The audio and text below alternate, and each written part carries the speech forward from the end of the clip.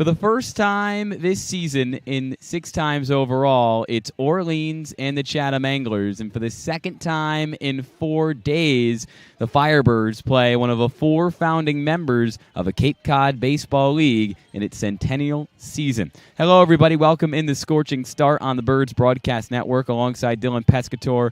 I'm Ian Nicholas, and Sammy Miller. You'll hear from her, the third member of our crew, in just a few moments. It's a beautiful 64-degree Tuesday night from Veterans Field in Chatham, Massachusetts. And Dylan, hopefully another beautiful result coming up for the Firebirds after a bounce-back win yesterday at Eldridge Park against the Bourne Braves, 6-4. You got it, Ian. And on the home opener, it didn't look bleak. Harwich really took it to the Firebirds, and it looked like it was going to be another repeat. Bourne took an early 3-0 lead in the top of the third.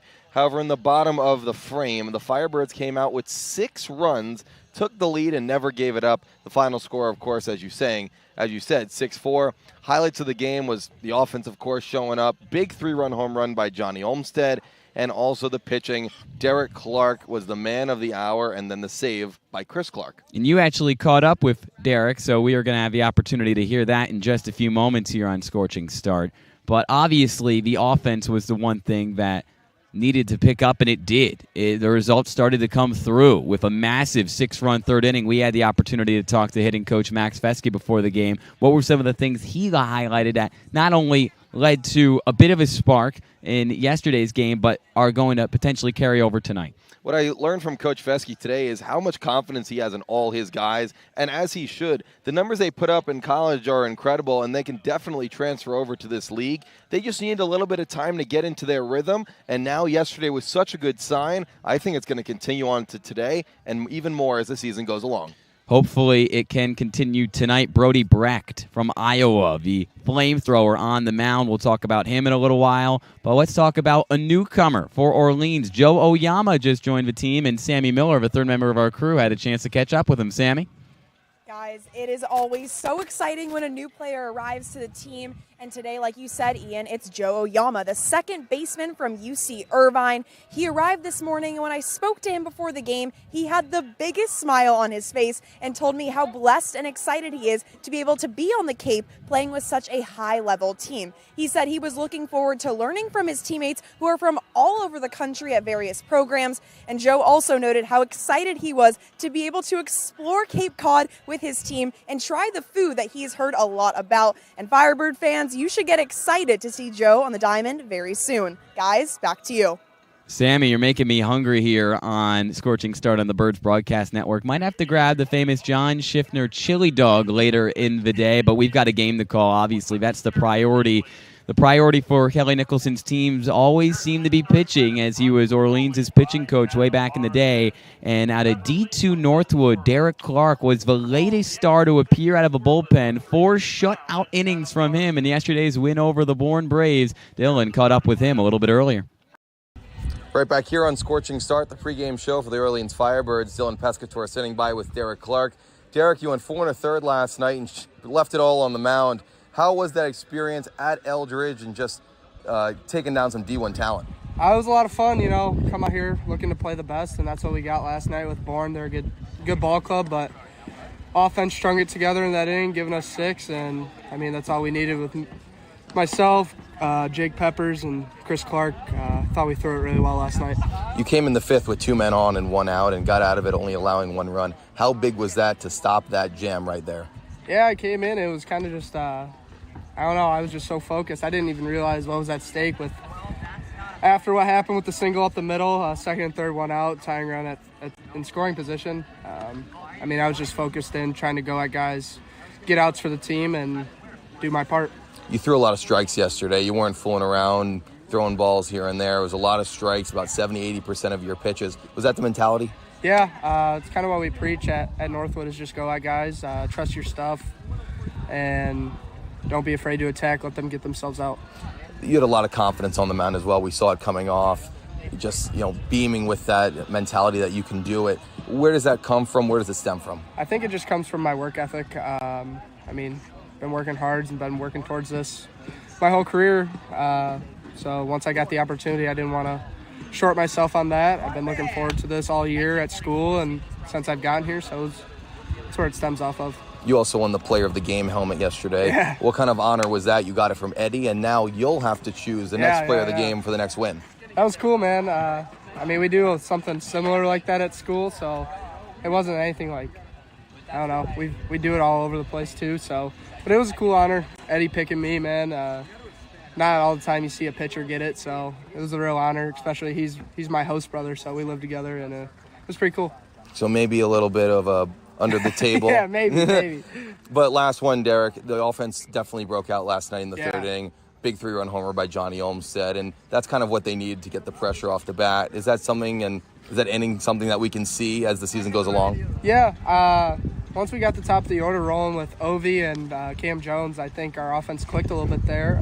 I mean, they're some of the best hitters in the country, so I got full trust in them to go do their thing at the dish, give us some runs that we need, and get the job done. Derek, thank you so much. Yeah, no problem. Back here on Scorching Start, let's send it back to you, Ian.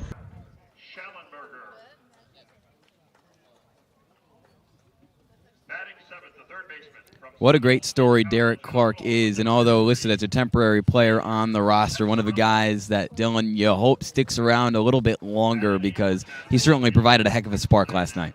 Absolutely, and Jake Peppers had a great start. He had 1, 2, 3 in the first inning, got a little bit of traffic on the bases, and it was the 5th inning where his line kind of ran out, and Derek Clark had to come and save him with 2 runners on and 1 out. Clark's outing started with an RBI single, and things were starting to look a little bit bleak for Orleans, only up 2. However, DC turned it on. 2nd and 3rd, 1 out. He got 2 straight outs, kept that 2-run lead, and he went on from there. He did. And let's go on and talk about the lineups tonight. Orleans bats first. And Dylan, who does Coach Kelly Nicholson have 1 through 9? It's a lot of the same, but also a little bit different from last night.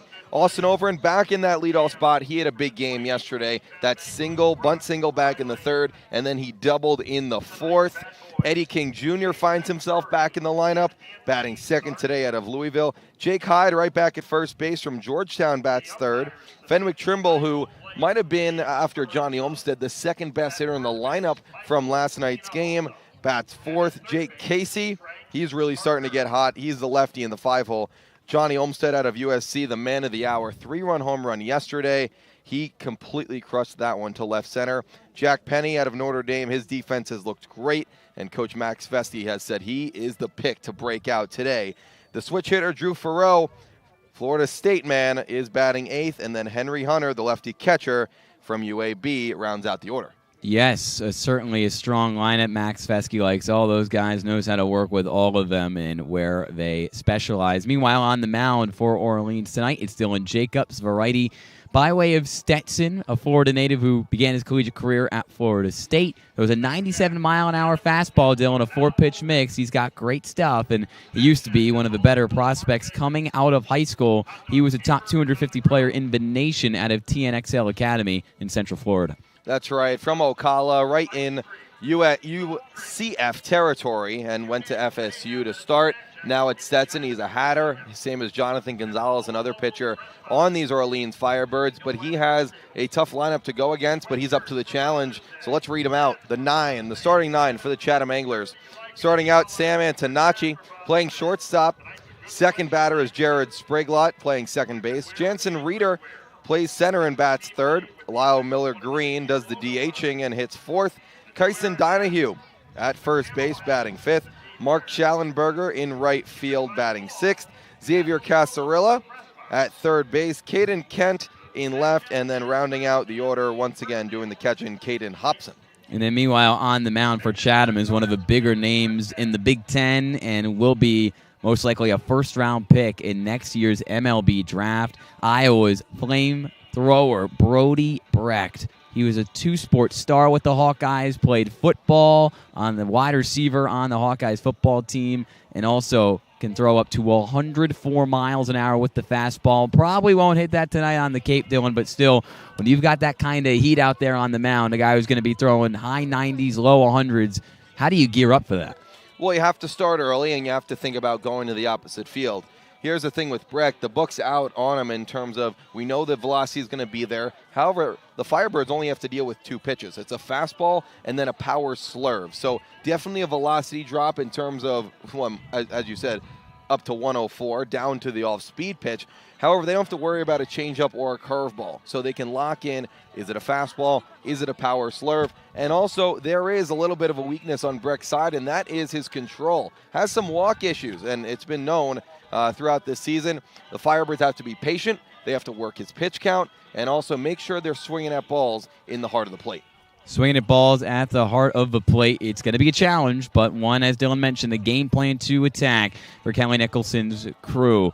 Add a little bit more insight on Kelly Nicholson's crew here on the Birds Broadcast Network and Scorching Start. We've got our own Brendan Nordstrom for the Writers Report. Brendan, how you doing on this fine Tuesday afternoon from Chatham? I'm doing great. It's always a great day when you're on the Scorching Start. Exactly. We're going to get warm here and ask, I guess, a bit of a softball in that third inning, right? Orleans was just able to explode with an offensive performance, 6 runs they hadn't had before so far this season. What did you see? It was nice to see everything finally clicking. I feel like there was the first 2 games, it was there. We had a lot of base runners, 10 left on base in that home opener. And it's nice to finally see it all come together in that inning. And it started out with the single, the over and bunt. Error helped it out, and then, of course, Olmsted's bomb over the left field wall. But what concerns me is that it was only 1 inning, and there were only 3 base runners in the rest of the inning. So you got to keep consistent throughout the entire game. They do have to keep consistent throughout the entire game, but in that third inning, we saw Austin Over lay down that big bunt, and then also laced a double, showed off that big speed of his. You think that is going to be an opportunity for him to use that game, that multi-hit game, as a potential launching pad to the kind of player that USC got throughout the entirety of his spring, a really good freshman? Definitely. I mean, listen, he's a great baseball player. We knew that coming in. Coach Nicholson knew that coming in. That's why he's on the roster, and that's the reason he's starting every game. So I think his ability to hopefully get warmed up with a couple of hits last night, he'll be able to keep that momentum moving, and we'll get to see a lot more from him this summer. Brendan, here's another one for you, and I think 2 batters that have to stand out are actually going back-to-back in the order today. Fenwick Trimble and Jake Casey, 1 righty, 1 lefty, but they've really been carrying this offense through the first 3 games, and what are they doing so well? Trimble, it's just the way that he's been able to see the ball. He's seeing it well, he's putting it in places, and Jake Casey, we already saw his power as well at the home run, so it's just been great to see these 2 work, and what's been a little bit of a slower offense starting the year. And one guy being added to the lineup tonight who's certainly showing he can really make it happen on offense is Eddie King. He's getting the start in center field. What are you excited to see from the Louisville man? You know, I mentioned this earlier, but in that first game in the opening day, he came in late, helped ice the win with a huge clutch single to start that 9th inning. And it's just great. You can see the speed when he gets on the base paths. He's an exciting player, and I'm excited to see him out there. It's an exciting time, the first of 6 matchups between Chatham and Orleans this summer, and Brendan thinks Eddie King has the ability to make it even more exciting. The Writers Report with Brendan Nordstrom. Thanks so much. Thanks for having me. All right, still rolling on as we're closing up shop on the Scorching Start here on the Birds Broadcast Network, sponsored by who, Dylan? Sponsored by yours truly, Siemens Bank, Cape Cod's first community bank. Proud to support the Firebirds and the special place they hold in the heart of the Orleans community. They provide our local businesses, families, friends, and nonprofit organizations with the products and services they need. With the local and personal service they deserve, please stop by any of the branches or go to SiemensBank.com to see what they can do for you. Siemens Bank, member FDIC, member DIF. Go Firebirds! I guess making a pun off of the whole bank thing, you know, you want to always cash in on your predictions, right? Make sure that they're 100% accurate. And Dylan, your predictions have been pretty accurate. We haven't really discussed them with the mainstream, with the people on Scorching Start and the Birds Broadcast Network, but you've had this thing going called Pick the Click, and you have a player tonight who you think is going to, well, click it offensively. Who is that player for the Firebirds? My player tonight is Drew Farreau, the new Seminole, transferring there this summer. I think he's got a lot of power in his bat. We know his numbers from college. He'll now bring it over to the Cape. And I think this Veterans Memorial Field kind of plays to his swing. Comes from both sides. He's going to probably hit lefty tonight against Breck, the righty. So he'll be in the left-handed batter's box. And I'm feeling a big night from Drew. Veterans Field, 340 in left, 385 in center, 314 in right. Can Drew Farreau blast it over the wall We shall see in just a few moments. First pitch expected to be around 7:02 here from Veterans Field on a beautiful Tuesday night. The Orleans Firebirds and Chatham Anglers getting started in just a few moments. We'll be right back on the Birds Broadcast Network with first pitch for some Cape Cod League baseball action.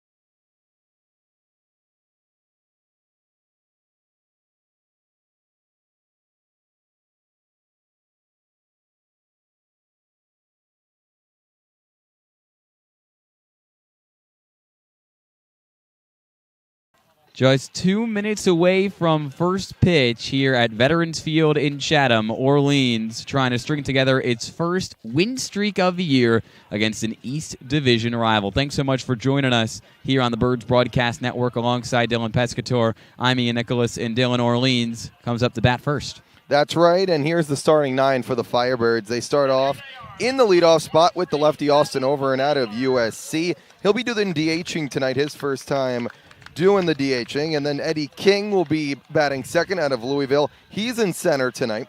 Jake Hyde at first base from Georgetown bats third. Fenwick Trimble, who's been as hot as ever from JMU, playing right field in the cleanup spot. Lefty Jake Casey out of Kent State had another single yesterday, as well as he continues to look even better and better. Johnny Olmstead, he's back in the lineup after a huge game yesterday.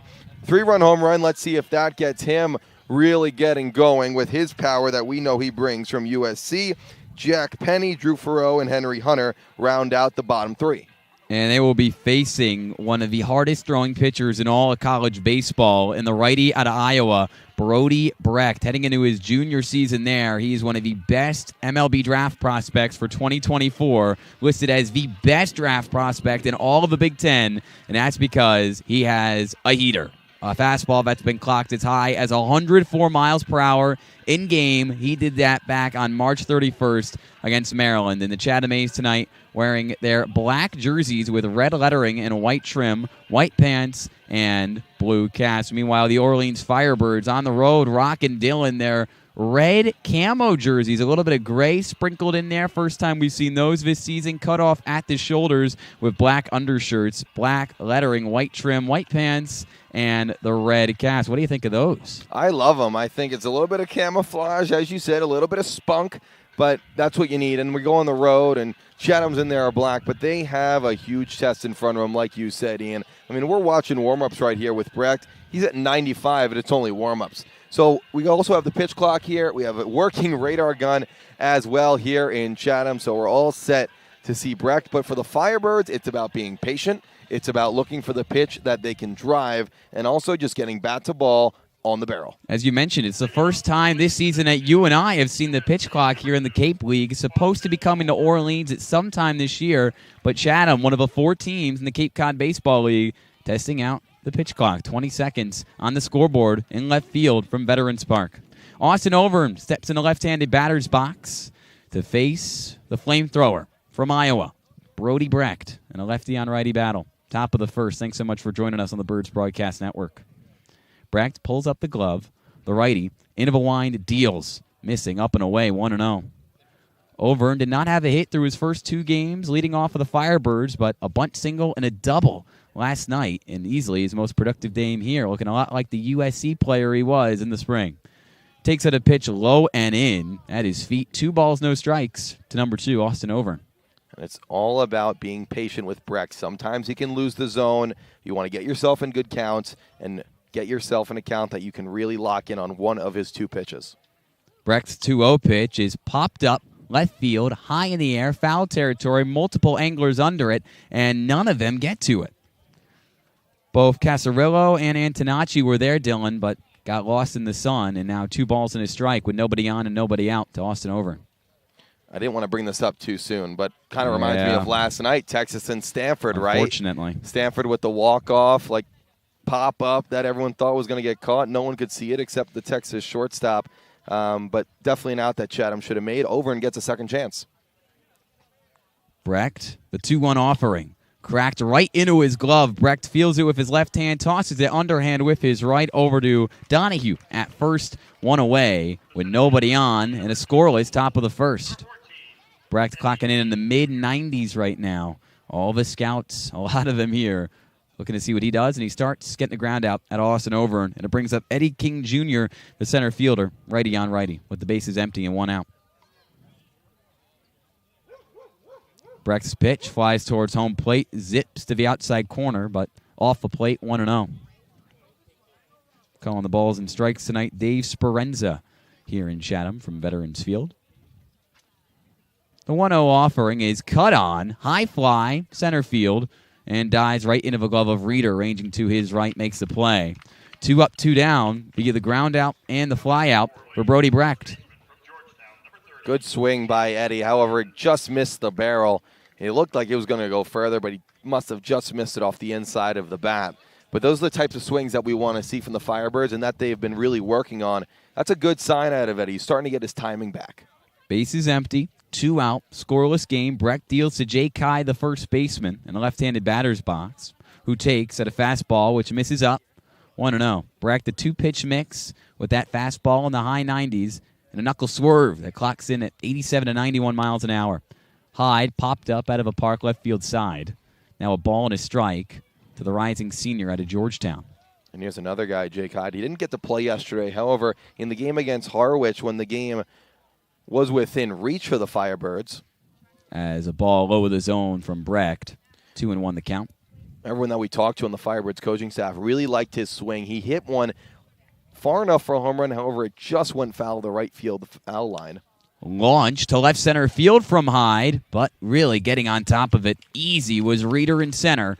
1, 2, 3. A good swing, but good defense and good pitching from Brody Brecht and the Chatham Anglers. A 1-2-3 inning, and it's still scoreless as we go to the bottom of the first here on the Birds Broadcast Network.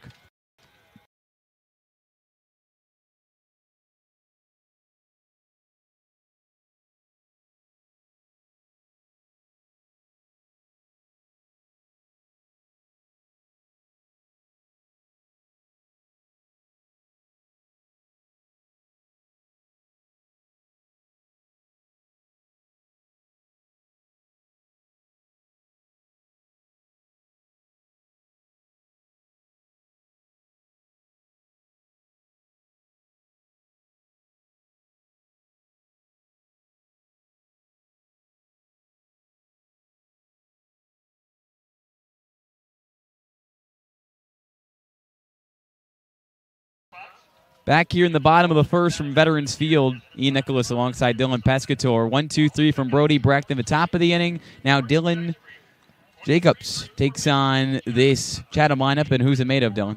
It's made of 9 guys. Let's start with Sam Antonacci, Jared Spriglott, Jansen Reeder, Lyle Miller-Green, Kyson Donahue, Mark Schallenberger, Xavier Casarilla, Caden Kent, and Caden Hobson are the 9 for Jacobs to face. And if you're him, and we talk about this with big starting pitching duels, don't think about what the other guy's doing on the other side. Focus on what you have. Focus on what's in front of you. And if you're doing your job, the offense will take care of it on the other side. And hopefully Jacobs' defense, as he currently just off the mound, one knee on the ground, looking down at the grass as he gets himself ready to face a Chatham A's. Hopefully his defense has his back. Henry Hunter behind Vidish, Jake Hyde at first, Johnny Olmstead at second, Jack Penny at third, Drew Farrow at short, Jake Casey, Eddie King, and Fenwick Trimble make up the outfield going left to right. Scoreless game, bottom of the first inning. And Dylan Jacobs, the rising junior out of Stetson, toes the rubber to face Sam Antonacci, the shortstop, who takes a pitch low of the zone, 1-0. Lefty on righty to get things going here from Chatham in the bottom of the first inning. Jacobs rocks the long hair out of the hat, and he can really bring it as well. Unfortunately, brings that pitch into the dirt for ball 2, but you mentioned it, a 97-mile-an-hour fastball.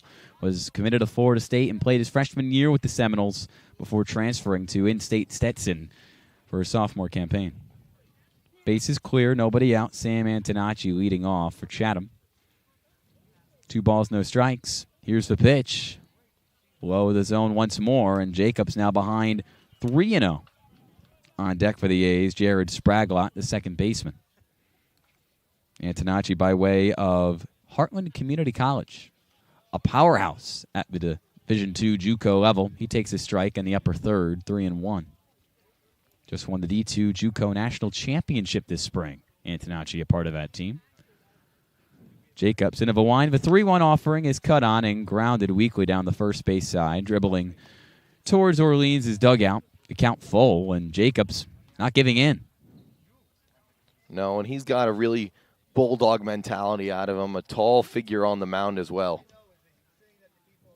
The payoff pitch in the way of Antonacci. A chopper right towards second on his horse. Olmstead gloves it, flicks it over the first in time. 1 up, 1 down, and now 4 up, 4 down between the two pitchers, Brody Brecht and Dylan Jacobs. Bases empty, 1 out. Scoreless game, bottom 1, and here comes Jared Spraglott, the second baseman by way of Richmond. That was a great job from Jacobs. You know, he's trying to get his grip, trying to get his timing ready, and the first 3 pitches went for balls. He really started to lock in, pounded the zone, and got the out of the leadoff batter for the Anglers. Righty on righty as Jacobs fires a pitch into the lower third of the zone for strike 1 looking. Spraglott, a couple of games so far for the A's, 2 for 8 with 3 runs scored, a double, and a pair of RBIs. Takes the 0-1 pitch for another strike down in the lower third. Clocking in at 82 miles on the off-speed offering. A 4-pitch mix, highlighted by that 97-mile-an-hour fastball for Jacobs. And on the 0-2, whips one right near where he threw the first 2, but this time just low of his own. Ball 1. Still ahead in the count. A ball and 2 strikes is the righty hurler and Florida native. Bases empty, 1 out. 1-2 on the way home. Cut on and missed. First strikeout for Dylan Jacobs as a Firebird going with the heater upstairs, and it gets a big check swing at a Spraglott. That's where he's going to have to live, and righties who throw hard, what are you going to do? You're going to throw it in that top 3 zones of the strike zone. He got the chase there as he went a little bit above, and Spraglott couldn't hold up. First strikeout of the day for the Stetson man. Jansen Reeder, third man of the order for Chatham and manager Tom Holliday. The lefty takes a pitch low and in, for ball 1 from Jacobs. A lot of lefties in this Chatham lineup. 6 of 9 for Coach Holliday in his 5th year at the helm of the A's from the left side. The 1-0 pitch, cut on and missed. Just low of his own. Jacobs gets the whiff. Evens the count 1-1 with the bases empty and 2 out in a scoreless bottom of the first. Jacobs trying to replicate just what Brody Brecht did in the top of the inning. The 1-1. Fastball right down Broadway for a strike. 1-2. Getting ahead. Jacobs looking comfortable, pounding the zone. End of a wind, the 1-2 offering. Off speed and upstairs. Just misses high. 2-2 to Reeder, who's 2 for 9 across 2 games from the plate. The Jayhawk is here in Chatham, wearing the same colors here in Chatham that he does in college at Kansas. The 2-2 pitch. Grounded weakly down the first base side and foul. Still 2-2. We'll do it once again. Really like how Jacobs is looking so far. You know his stuff is working when you're getting swing and misses. And that's so far what the Anglers are showing Jacobs. Base is empty, 2 out. Jacobs trying to end the first inning right here, and he gets a whiff, but the ball gets away from Carpellotti. Jacobs tosses it over to first in time. A great recovery as the ball ricocheted behind home plate off of Carpellotti, back into the field of play. Jacobs gloved it and quickly tossed it over to first to avoid a botch on what was strike 3. Henry Hunter making the play there behind the dish, and that's how the first inning ends here from Veterans Field. 1-2-3 for both pitchers, Jacobs and Brecht. Brecht looking to do it again when we come back on the Birds Broadcast Network in the top of the second.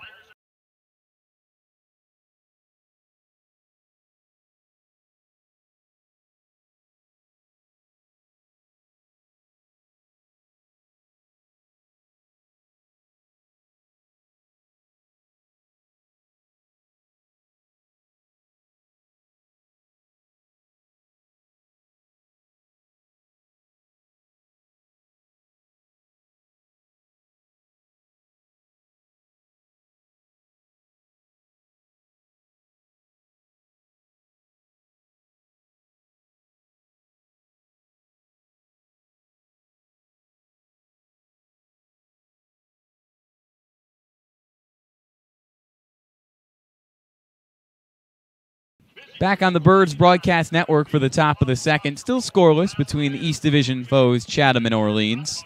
Fenwick Trimble trying to break things open here, Dylan. He leads off in the 4th spot. 3 for 7 so far for 2 games for Coach Nicholson. That's right, Ian. And Fenwick had a great game yesterday. He had the first hit for the Firebirds back in that 2nd inning. He had a key sac fly in the 3rd inning as well, and then doubled in the 5th off of Matt McShane, who in 3 1/3 inning only gave up 1 hit. That hit to Fenwick Trimble. He's really been a stud in this lineup. Now his 3rd start in 4 games as well.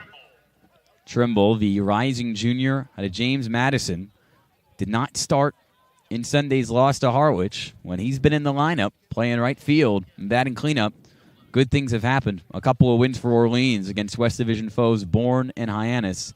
But against Brecht, can Trimble continue to dominate? Brecht's first pitch of the 2nd inning lands in for a strike with that knuckle swerve. A 2-pitch guy, Dylan, for a starter, but he dominates with it, 0-1.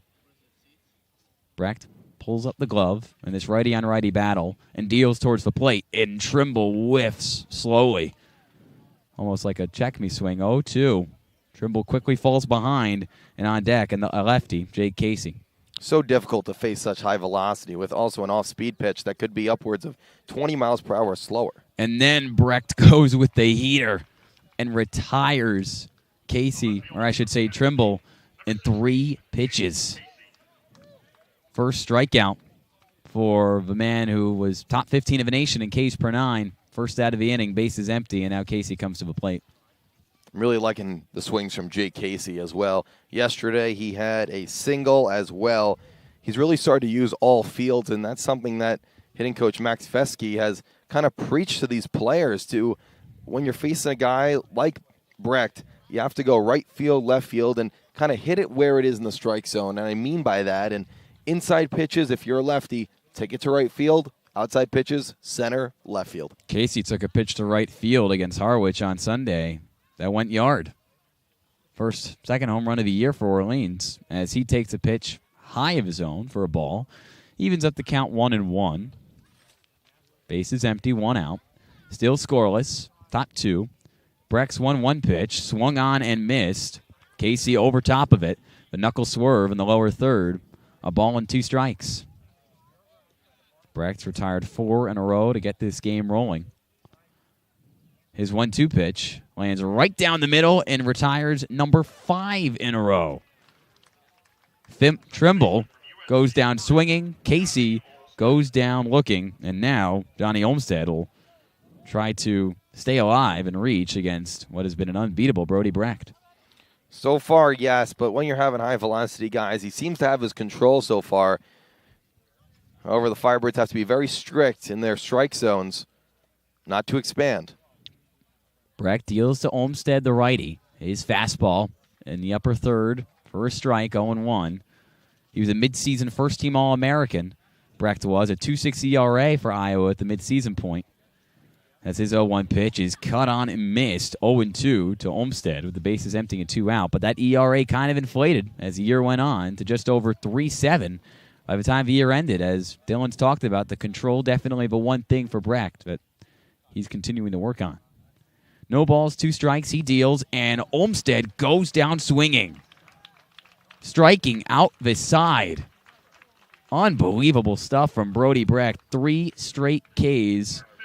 And just like that, it stays scoreless as we go to the bottom of the second inning.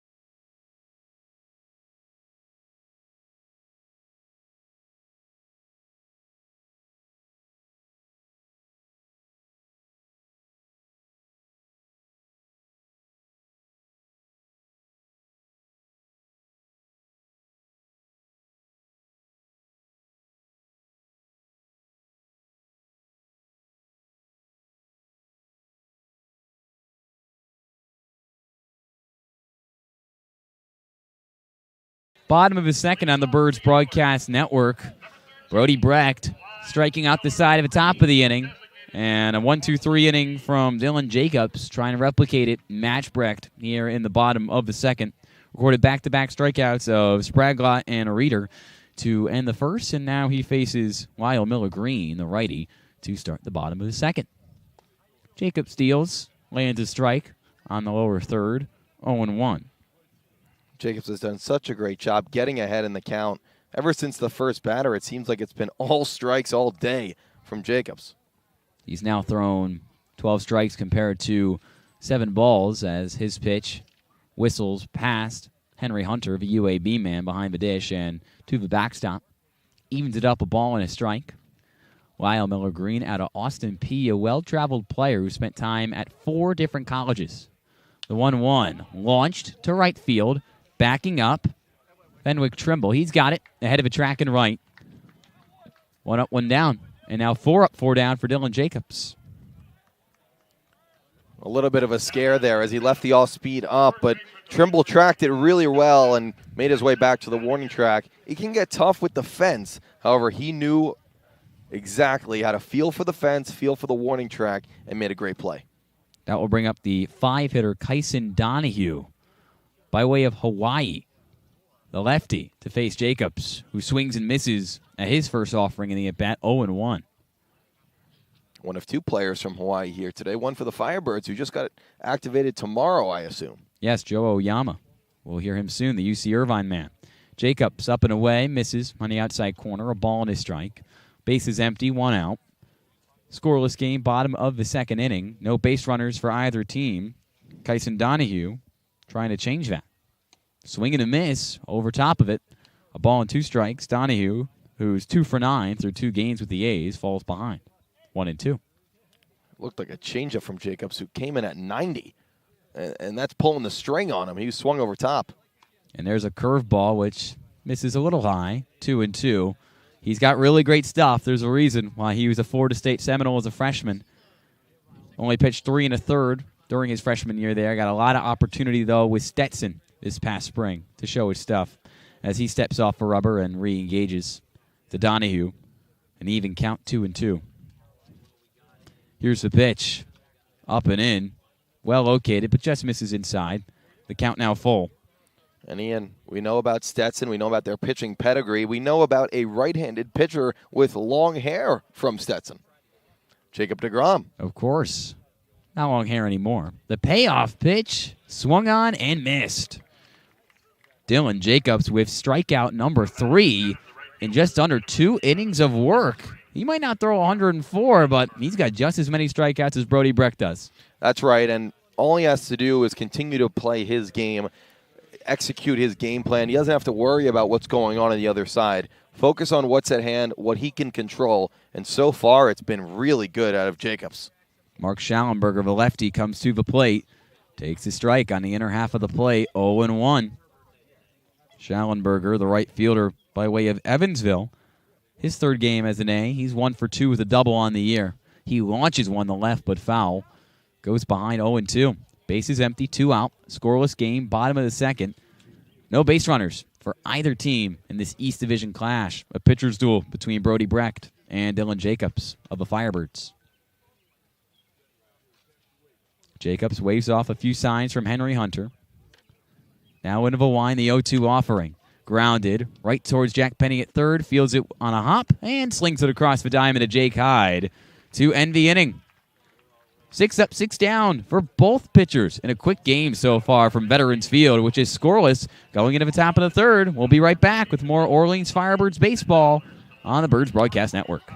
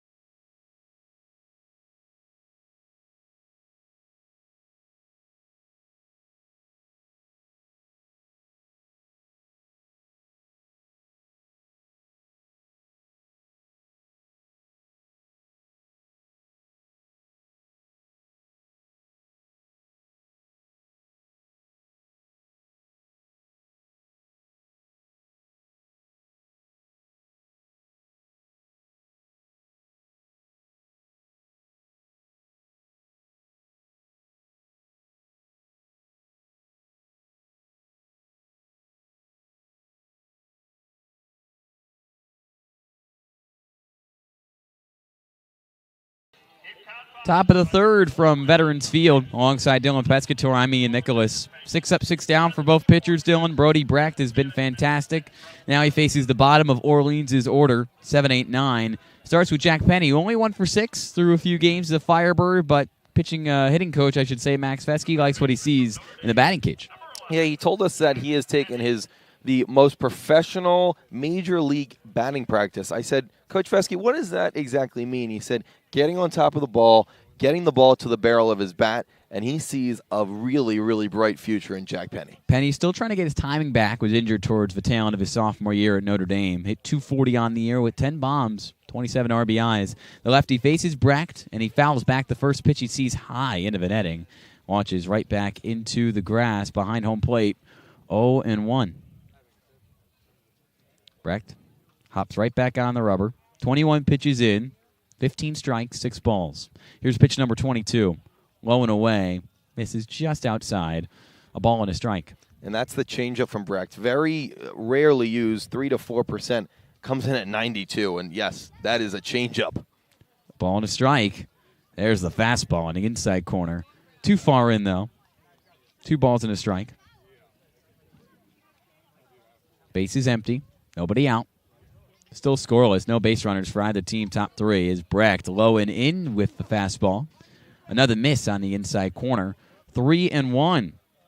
Penny ahead in the count with the switch hitting Drew Farreau in the on-deck circle. Brecht's 3-1 offering. Low, ball 4. First base runner of the day for either team, thanks to a leadoff walk from Notre Dame's Jack Penny to lead off a third. Really good at bat, stayed patient. That's right, and that's how you kind of have to get to Brecht. You have to get traffic on the bases, put a little pressure in his mind, and hope he can make a few mistakes. That's a great sign out of Penny. I really like that at bat, and see if we can use his speed, get in scoring position maybe. He takes a large lead off first. This is switch hitting Farreau, lefty against variety Brecht. His first pitch swinging, launches one right to the Chatham dugout. Ricochets off the wall. 0-1. Farreau playing it short tonight. Heading into his sophomore year, not at Central Florida, where he set the school record for most home runs in a season by a freshman with 15, but at Florida State, taking his game to another level with the Seminoles. No balls in a strike. Fastball upstairs, in for a strike, 0-2. 1 on, nobody out. Jack Penny, who led this inning off with a walk, retakes his lead off first and then has to quickly get back as Brecht checks in on him. Brecht has some nasty stuff, a lot of stuff in the dirt, especially against lefties. The slider to the back foot. We'll see if Penny can see a ball in the dirt and maybe take second. Brecht pulls up the glove, in of a line, the 0-2, breaking ball. Missing outside, there's ball 1 to Farreau. Really versatile lineup for Coach Kelly Nicholson. 5 lefties, and obviously Farreau, your chess piece, who hits pretty much as well from the left side as he does from the right. A ball and 2 strikes. Farreau swings, misses, and there's strikeout number 4 for Brody Brecht, and 2 1/3. 1 on, 1 out. Jack Penny still stationed at first base after his leadoff walk. Here's the bottom man of the order, and another lefty, 3 in a row to start this inning for Brecht, Henry Hunter. Hunter had a really nice single against Harwich back on Sunday. Just kept it right up the middle, and when he is gearing his swing towards second base and even going the opposite field, which really works well against a high velo guy. Penny goes, throw over to second, seems to be in time, and the tag is indeed in time. Really great throw from Caden Hobson behind the dish, and the tag applied by the shortstop, Antonacci, and that is out number 2 in this inning. That's where the high velo kind of comes in. It gives the catcher more time. As Penny didn't get the greatest of jumps, it gave the catcher a lot of time to make his throw to second, and it was on the money. A ball and a strike to Henry Hunter as the base is now empty. That high velo paying off in multiple ways for Brecht. The 1-1 misses in the dirt and gets away from the glove of Hobson, but with nobody on the base paths, no problem. 2 balls and a strike. Hunter heading into his junior season at Alabama Birmingham, the Alabama native. Hit just under 170 this year, but his freshman year hit just over 280. Dylan talking about the pop in his bat he showed early in the year here in Orleans. The 2-1 cut on, grounded towards the sidewall and right. 2 balls, 2 strikes. Nobody on, 2 out, scoreless game. Top of the third, and a quick moving affair with the pitch clock on here in Chatham. Brecht at the waist, pulls it up, 2-2 pitch, cut on, missed, inning over, 5 strikeouts for Brody Brecht through 3 innings, and he holds Orleans off the board. Did allow a base runner, but was he able to throw him out? Jack Penny caught stealing, and that's how the inning ends. 2.5 down. We go to the bottom of the third, still scoreless here on the Birds Broadcast Network.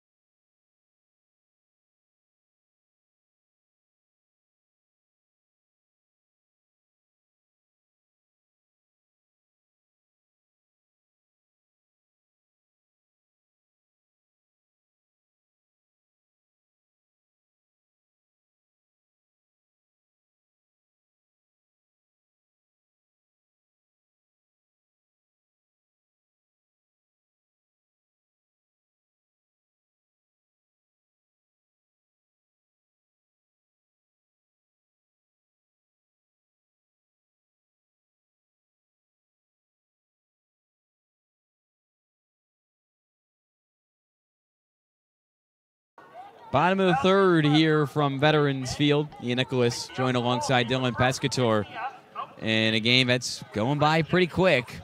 Both pitchers showing off their stuff. Dylan Jacobs, he's gone through 2 innings, 6 up, 6 down. Brody Brecht has been fantastic for Chatham, and the pitching has been prevalent. That's right, Ian. Jacobs is matching Brecht punch for punch as we go along. He's had 2 great innings to start it off. He's going to continue on and has really thrown strikes.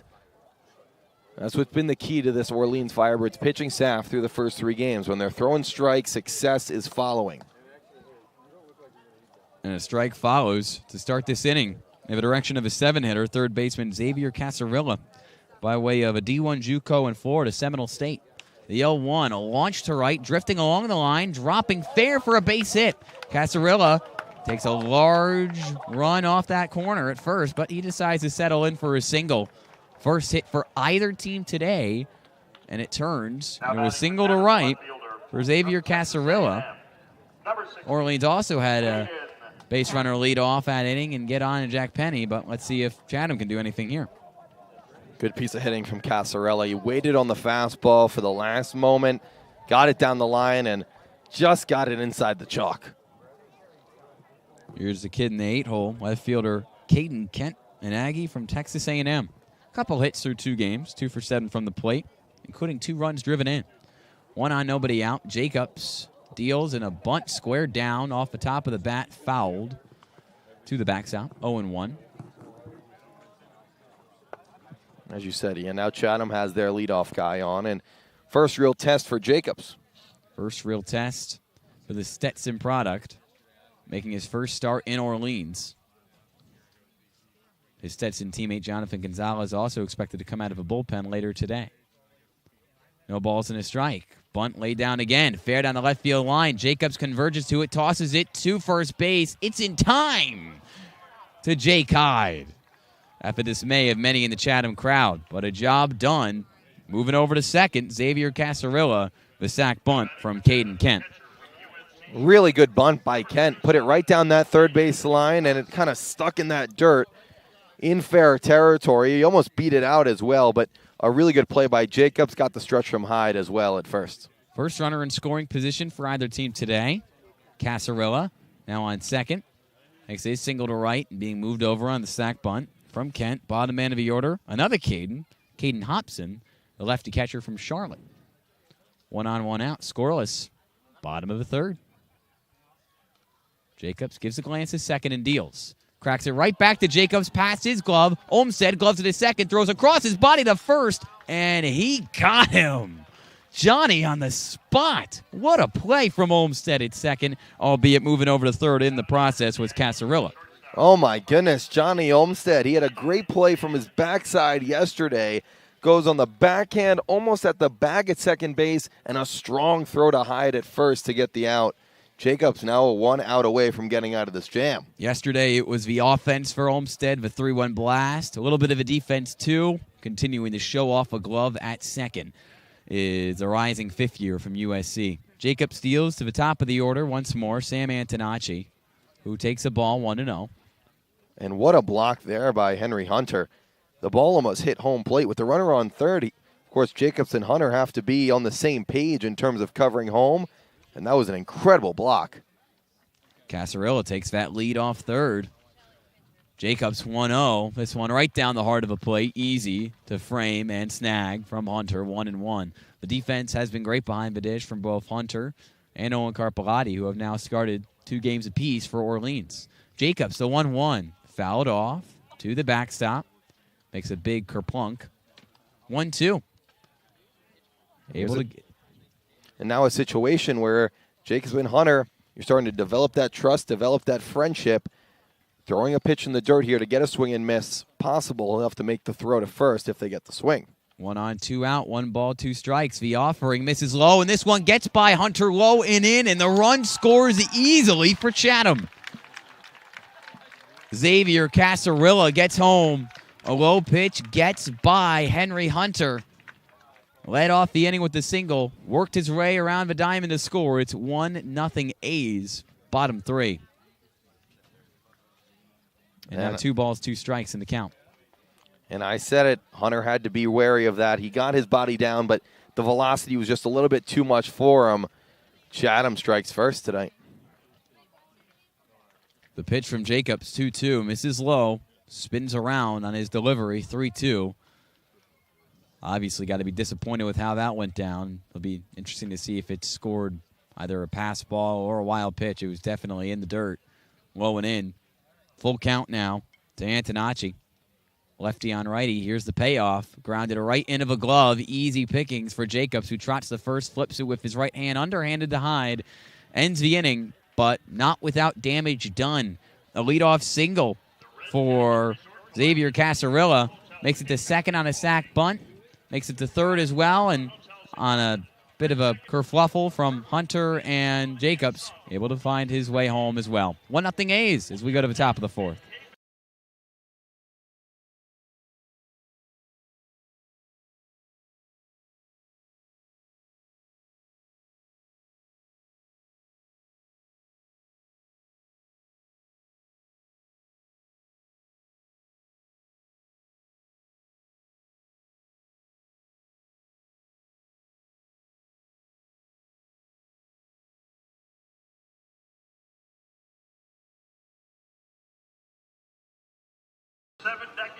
Welcome back to the Birds Broadcast Network. I'm Sammy Miller, and the Firebirds are currently down 1-0 at the top of the fourth. And one of the biggest points of emphasis in the dugout right now is putting the ball in play. Because they're going up against such a strong pitcher in Brody Brecht, they will need to start stringing together their hits and see it well at the plate. Their goal is to get Brody's pitch count up and get some bats flying. Guys, back to you. Thanks, Sammy. It's been hard to shake Brody Brecht so far. Over the last 2 innings, he's retired 5 of 6 for Orleans. And Dylan, what's working best for him tonight outside of obviously the velo? Like you said it, Ian, it's been up and down for the Firebirds offense tonight. 1 base runner, and that was from Jack Penny's walk. However, now they get to see him a second time. And I think that's so big against a guy that velocity that you don't see usually. You see him once, you see him again, and I expect a lot better here in the second time around the order. Well, for the second time around the order, it starts with number 2, Austin Overn. Not playing in center tonight. Started in center in each of Orleans' first 3 games, doing the DHing. Also, a little shout out to Austin's grandparents. We know you're listening out there in California. Shout out to the Overn family. Brecht deals. First pitch is swung on and laced towards right, foul. 0-1. Wolfern has really put together his swing, and yesterday I think the biggest hit he had was the double that he didn't come across the score. However, he really looked like he got that power stroke back. He drove it to the wall, and with his speed, it looked like a triple off the bat. But Bourne did a great job of getting the ball in quickly. Brecht is dealing over in a guy who had 25 either doubles or triples during his freshman year at USC. Also had 4 home runs as well. For a guy at 6 foot, 175, that speed certainly helps, but he can hit for power. Ball and 2 strikes to him as he leads off here in the top of the 4th inning. 1-0 A's. Stays alive, fouls one off to the netting. 1-2 still. 95-mile-an-hour offering up in the zone from Brecht.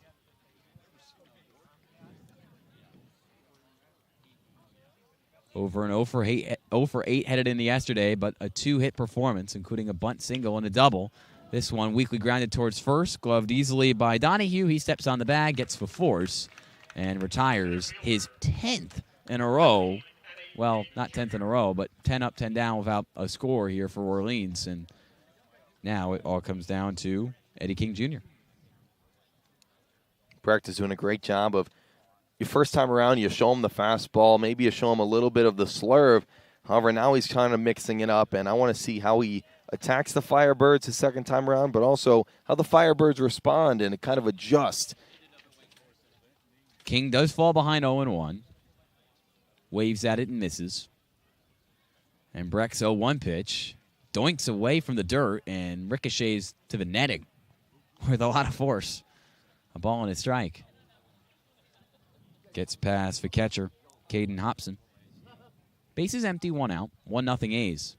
And the 1-1 pitch, just high of his own, 2-1. And he has the numbers to back it up. Had a great summer last year in the Prospect League. He won Player of the Year and was also the first Orleans Firebird Player of the Game for the season. The 2-1 popped up, high fly, foul territory, right field.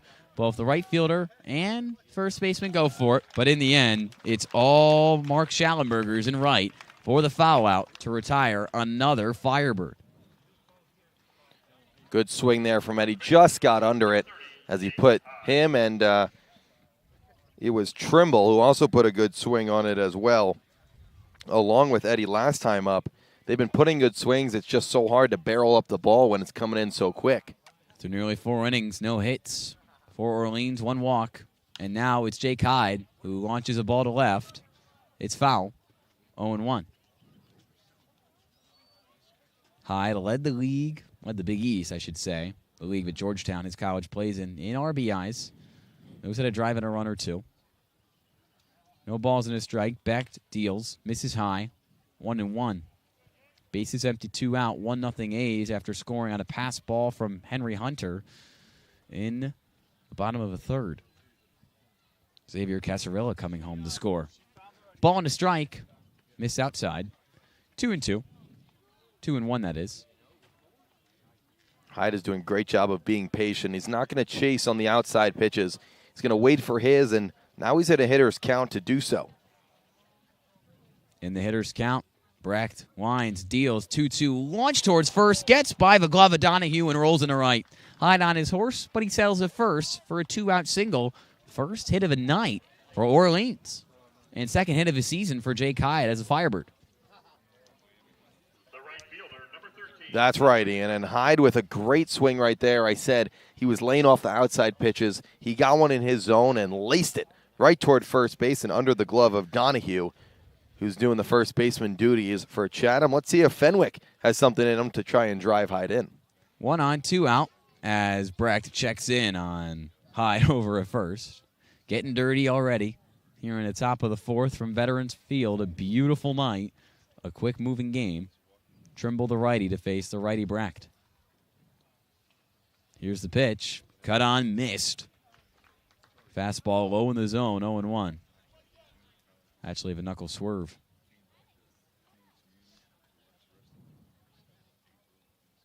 Hyde takes his lead off first. Brecht pulls up the glove. Ahead 0-1. Low miss, ball and a strike. What I've seen from these Firebirds batters the second time around is they're not chasing the slider down and out anymore. Some of them got caught in the first time, but second, it's learning, it's adjusting, and just like that take from Fenwick Trimble, it was a really good take just below the zone.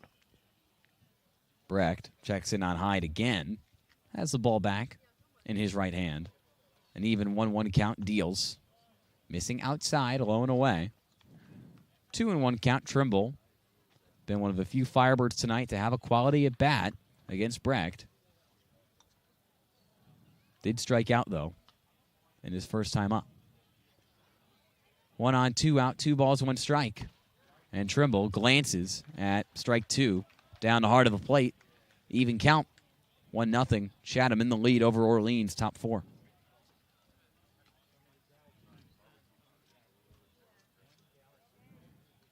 Brecht for 2-2. Launched weakly into the infield. Gloved at second. Throw to short with plenty of time to force out Hyde and end the inning.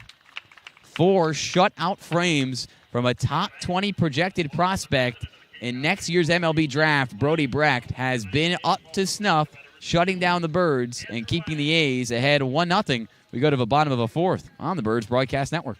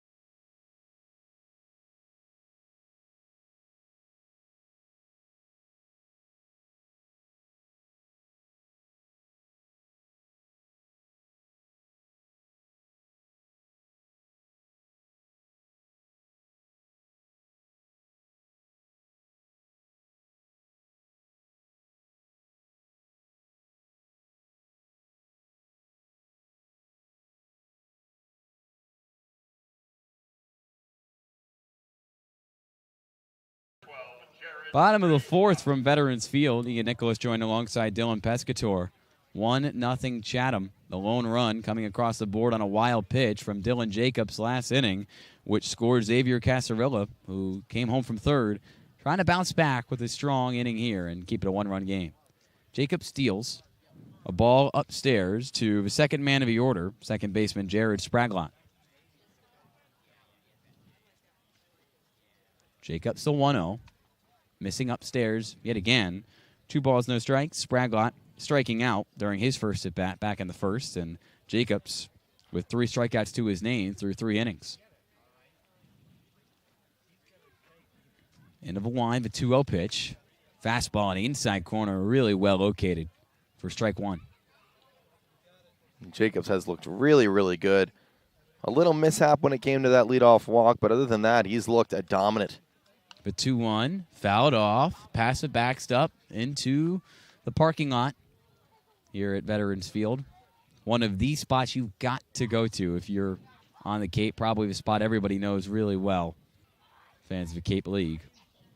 Wonderful night, just over 60 degrees and breezy. And the 2-2 pitch. Breeze is in for strike 3. Curveball, which gets Spraglott looking. 4th strikeout of the night for Jacobs. Bases empty, 1 out, 1-0 A's. Bottom 4. Love that from Jacobs. He pulls out the curveball, and Spraglott was not expecting it at all. Just watched it all the way into the glove of Hunter. Jacobs with strikeout number 4, as you said, and a little bit of action in the Firebirds bullpen down the right field line.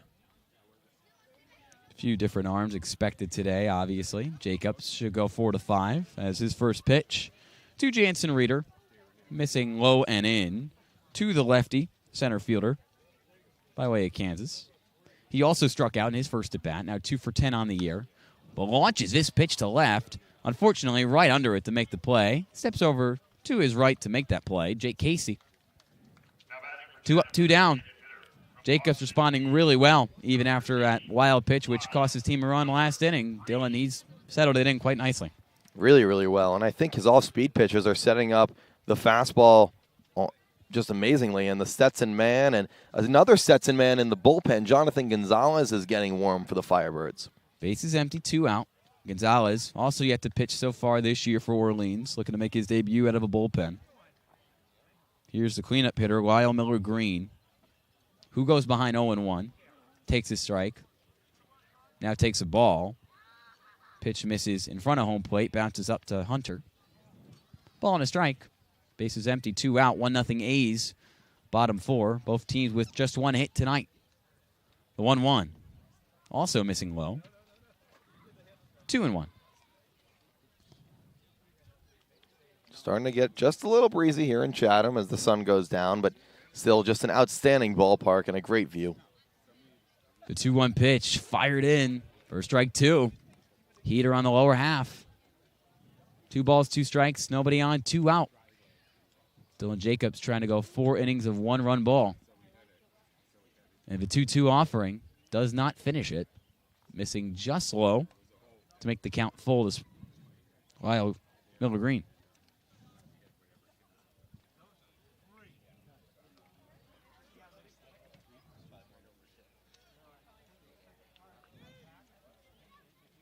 Still waves off a few signs from Hunter.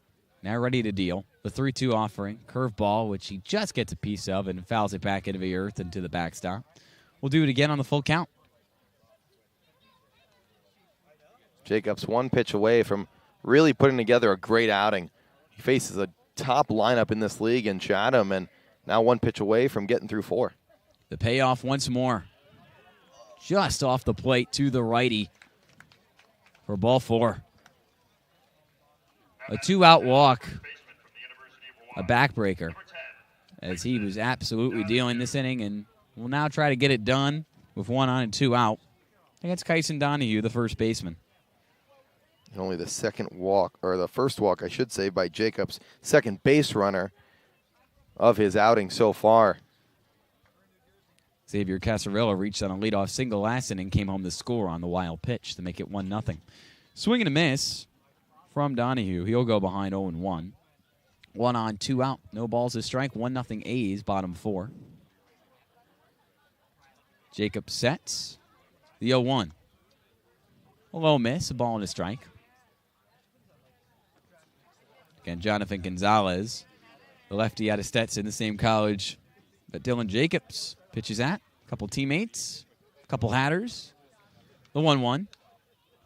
Fouled off. Ricochets off the backstop and right behind home plate. 1-2. And what I've really liked out of Jacobs is he's getting ahead in counts. To start the game, he was 3-0 in the leadoff batter, Antonacci. Ever since, he's been ahead in every single count. 1-2, 0-2, 0-1. First pitch strikes. He's really been pounding the zone. 1 on, 2 out, 1 balls, 2 strikes. Dylan Jacobs low and in. Misses with the fastball. 2 balls, 2 strikes. To Donahue. He's looking good, but trying to finish off 4 clean innings with giving up just 1 run and 1 hit. Here from Veterans Field. Gives a glance over to first. Now back to the plate. The 2-2 pitch. Down the middle, strike 3 looking.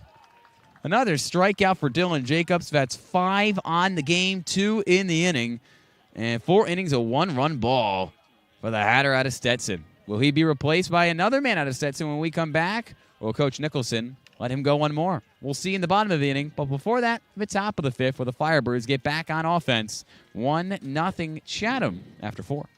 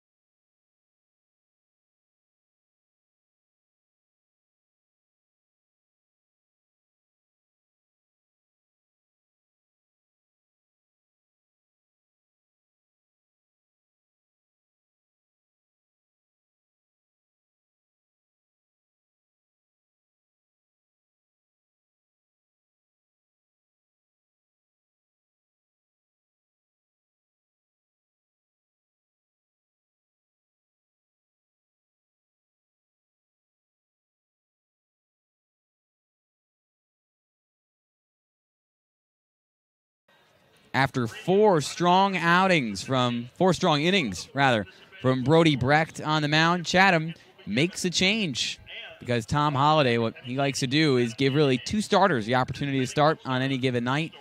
Brody Brecht goes 4 innings clean, giving up 1 hit. And what was his final line, Dylan? 4 innings, 1 hit, no runs, 1 walk, and 5 strikeouts for Brecht. And let's see if the Firebirds can really get something going against the new pitcher.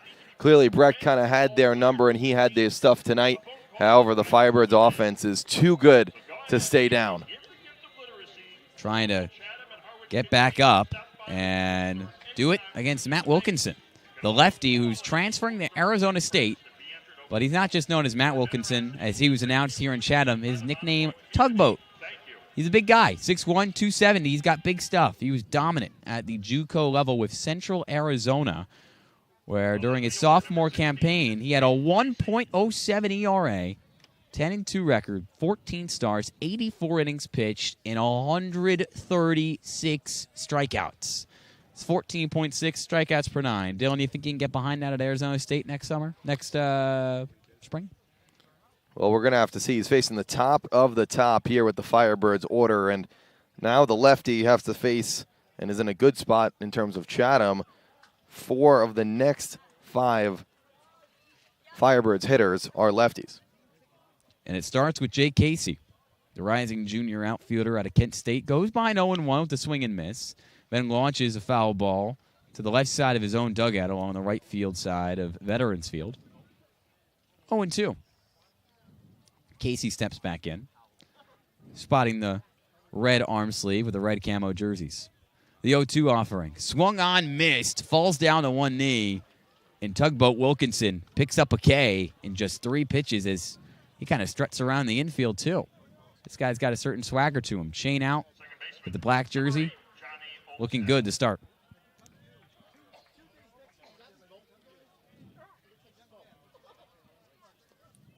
He'll now face Johnny Olmstead. 3-run home run yesterday, and Orleans' win over Bourne gave The Firebirds lead for good. Righty on lefty, and he'll whiff. 0-1. Base is empty, 1 out. 1-0 A's. Top 5 scored their lone run of a ball game off a wild pitch from Dylan Jacobs in the bottom of the third. The 0-1 offering, off speed this go-around. Missed low of the zone, 1-1. Definitely could be tough for Firebird hitters. They have to face 100 from Brecht, and now Wilkinson, who's throwing 90 with his fastball. His 1-1 offering. Olmsted gets a piece of it, fouls it into the dirt. Ball on 2 strikes. On deck for the Firebirds, the third baseman, Jack Penny. Definitely a stark drop in velo. And a great thing you get to see on the Cape. First, one of the top arms in the country. And Brody Brecht, and now a guy who's just rising out of the scene of the Pac-12 in Tugboat Wilkinson, who misses again in the dirt, 2-2. Bouncing in a Hobson's glove. He chucks it back to Wilkinson. 2 balls, 2 strikes. Olmsted with a lot of power in his bat. Pac-12 stats were outstanding this year. We'll see if his hit yesterday can get him going. The 2-2, swing and a miss. Back-to-back Ks for Tugboat Wilkinson coming into the ball game for Brody Brecht. Who knows if that's the last time those two will see each other. USC, Pac-12, Olmsted looking to get drafted next month. Put up great numbers his senior year with the Trojans. But if not, he is ready to go back for his 5th year with the Trojans. He might have to face Wilkinson, who's going to play at Arizona State after a couple years at the JUCO level. And only 1 more year for USC in that Pac-12 as well, Ian. Right. Going to the Big Ten with UCLA. Tell me how that makes sense. A lot of plane travel, a lot of money. Ball with no strikes to Penny. Wilkinson deals. Grounded foul down the first base line. A ball and a strike. Base is empty, 2 out, 1-0 A's, top 5. And a lot of early wake-up calls, I'd assume, for noon football games, which is on the East Coast, and then 9 a.m. in L.A., but it'll figure itself out. Ball and a strike. Wilkinson bounces a pitch well in front of a plate into the dirt. 2-1. When he's been missing, it's been drastically low. Yeah, it doesn't seem like he has that curveball grip just yet. It's releasing it a little bit too late, and that's what makes it not reach home. The pitch does reach home, but too far in, low as well. 3-1. Tugboat gets behind Penny with the bases empty, 2 out. Penny, the first Firebird to reach in this game, he walked back in the 3rd inning against Brecht. And on the 3-1, he'll swing a pitch that takes a high hop, but is fielded cleanly by Donahue at first. Flips back to Tugboat, who covers the bag and gets there in time. He's pumped. 1-2-3 for Tugboat Wilkinson coming in for Brody Brecht. And the great pitching continues for Chatham. Orleans will have another stab at it at the 6th, but for now, Firebirds trying to keep it a 1-run ball game. We go to the bottom of the 5th.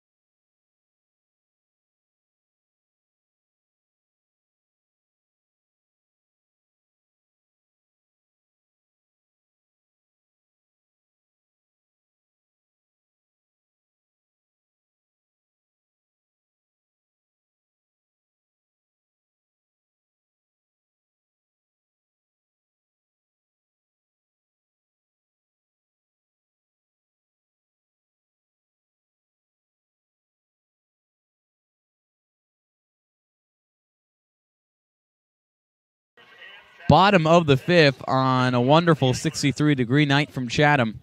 The A's lead the Firebirds 1-0. Bottom 5, 6, 7, 8 due up to face Dylan Jacobs for a 5th inning of work here in the bottom of the 5th. And it starts for the A's with Mark Schallenberger out of Evansville. Lefty on righty. Still repping the purple Evansville gloves. First pitch, swung on, fouled off to the first base side. 0-1. Pitching coach Jim Lawler is always telling us how first time around it's going to be about 60 pitches for each starting pitcher. And Jacobs, this pitch right here will be number 59. After chucking just 3 1/3 as ball 2 misses well of his own. Actually, ball 1. Count even a ball and a strike. Only pitched 3 1/3 during his freshman year at Florida State, but started double-digit games for Stetson this past spring. Another low miss. 2 balls, a strike. Schallenberger gets ahead, but the base is empty and nobody out to start the bottom of the 5th inning. 1-0 A's. Jacobs gets Visine. Kicks and deals for 2-1. Third straight miss, this time outside and away. 3-1 with Caden Kent, the left fielder. Next up for Chatham. 3-1 pitch. Upstairs, ball 4. 5-pitch leadoff walk for Mark Schallenberger. Second straight inning that a Chatham A has reached via the base on balls. We'll see how Coach Kelly Nicholson wants to manage here, but now with Casarella coming in, he was the only man to get a hit against Jacobs so far. Yes, and scored on a wild pitch from Jacobs in the bottom of the 3rd, a lone run for either team today. Both teams with just a hit. Casarella owning Chatham, as Dylan said. 0-1. Heater lands in the inner half of the plate to the righty, Casarella. Other JUCO guy from Seminole State. 2 for 4 now with Chatham this season. No balls in a strike. Here's the pitch. 1-away. Evens the count 1-1 with the miss. And it hasn't been a lot of strong contact from Chatham either. Jacobs has done a great job of inducing a lot of weak contact. Even Casarella's single was a very weakly hit ball that just found the Bermuda Triangle in right field. Fouled off to right. Bermuda Triangle. Didn't you just learn what the Bermuda Triangle was yesterday? In terms of geography, that's correct. But in baseball, you always knew what it was. Hey, baseball over geography. Okay. Wish there was a baseball class. I would have passed that one. Is that what? Do they have a baseball class at Arizona State? Not yet. Not yet. Maybe they'll add it. 1 on, nobody out. 1 ball, 2 strikes. To Casarella, who swings and fouls another one away. And along at bat with Jacobs. The runner on first, Schallenberger, who led off the inning with a walk. Great to see from Jacobs, who's always had the high-profile stuff as a former top 50, 250 prospect at a high school in the nation, but had a 5.3 ERA at Stetson as a sophomore, across 7 starts and 13 appearances. Stetson set for a while. The 1-2 pitch, well located, low and away, but a ball just missing the outside corner, 2-2. Let's see what Jacobs goes to here. Does he stick with the fastball? Does he go the slider? Outside and low. He's looking for a strikeout or a ground ball. 1 on, nobody out. And the 2-2 pitch to Casarella. Similar location. Same call. 3 balls, 2 strikes, and the count full to the 7-hitter with Caden Kent on deck. Chatham trying to become the first team today to have multiple base runners on at the same time. The payoff pitch. Fouled off to the side netting in right field. Doinks off the Birds dugout. We'll do it again on the 3-2. One thing Orleans has gotten pretty well over these first 4 games of the year. Good starting pitching. Started with Daniel Avidia on Saturday against Hyannis, and Dylan Jacobs trying to continue that trend here. The 3-2 launched into the gap and into right field for his second hit of the day. Chatham A's with just 2 hits, and both of them off the bat of Xavier Casarella. First and second, nobody out for the Anglers in the bottom of the 5th inning. And Ian, that seems to be the end of the line for Jacobs. Manager Kelly Nicholson's going to come out, and it seems like lefty from Stetson. We're going to go Stetson back-to-back. Jonathan Gonzalez will make his first appearance as a Firebird right here when we come back.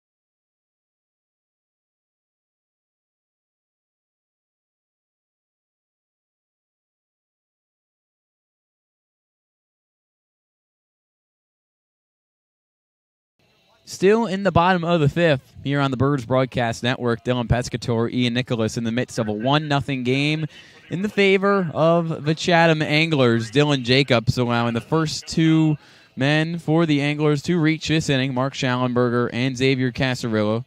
Schallenberger on second with a walk. Casarillo his second hit of the day for the future Oklahoma State Cowboy.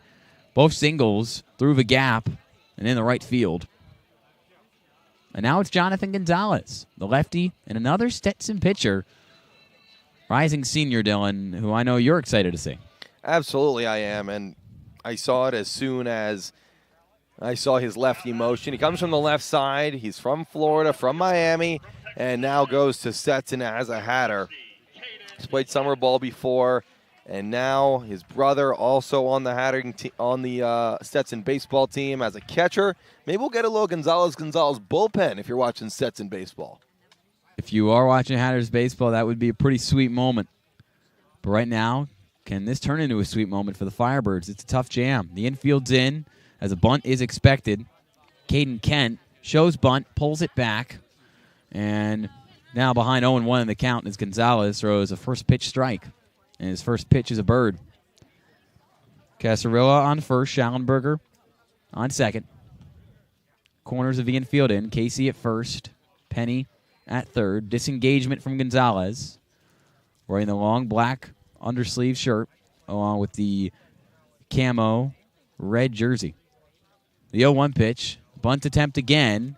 Popped straight up. Did not get the bat down. 0-2 to the netting. The ball went. And now that takes the bunt off with no one out, so the corners can move back a little bit. They were originally on the grass. I bet they do. Hyde retreats, and so does Penny at third. Into the dirt. No balls, 2 strikes, 2 on, nobody out. 1-0 A's. Bottom 5. Gonzalez gets the sign. Gives a look to Casarilla. The 0-2 launched into the glove of Gonzalez. He throws back to second and gets not the double play, but what a snag from Gonzalez. No, it was an unbelievable double play turned right into the glove of Jonathan Gonzalez, flipped it to Johnny Olmstead, and got the force out of Xavier Casarilla at second base on what looked like it could have been a scary play. That's right. Schallenberger was off second base and just a little bit too much. Hard contact, but right into the glove of Gonzalez, and he makes the throw to Olmstead. Huge play for the Firebirds here in the 5th. Talk about just what you need to get out of the jam. Still 1 on, 2 out. Bottom man of the order is Caden Hobson. Went right into the glove, a line out from Caden Kent straight into the right-handed glove of Gonzalez. Flipped it to a fast-thinking second baseman at Olmstead to get the out at second as well. Check swing that was not pulled back from Caden Hobson. Ball and a strike, an even count to the lefty and bottom man of the order for the A's. 1 on, 2 out. 1-0 A's, bottom 5. Gonzalez glances at first, deals, swing and a miss. 1-2, and now a strike away from very quickly working out of a jam that Dylan Jacobs created earlier in the inning. Gonzalez still trying to get the sign from Hunter, and he does. Takes a deep breath. 2-2, not on the way. Instead, checks in on the runner at first, Casarilla, who singled. Gonzalez back on the rubber.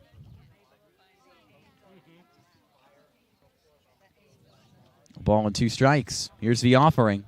High fly, left field, foul territory, and out of play. Here from Veterans Field. Gonzalez and Hunter, they might know each other pretty well, given the fact that, correct me if I'm wrong, Dylan, but Stetson and UAB, same college conference?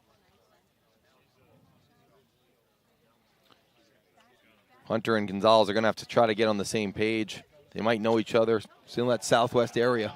Opposite way goes a base hit from Caden Hobson, the 9-hole hitter. Watches a single and sliding in head first over to third was Xavier Casarilla. What a day it's been for Xavier Casarilla to put runners on the corners with a 2-out single here in the bottom of the 5th inning.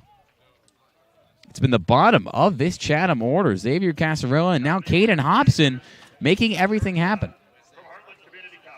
Great piece of hitting by Hobson as he goes right down that third base line. And it plays big. What does the play that Gonzalez made for the double play? If that play isn't made at second, that is a run. Runners on second and third with 2 outs. Gonzalez got that unbelievable double play, but a great opposite field hit from Caden Hobson.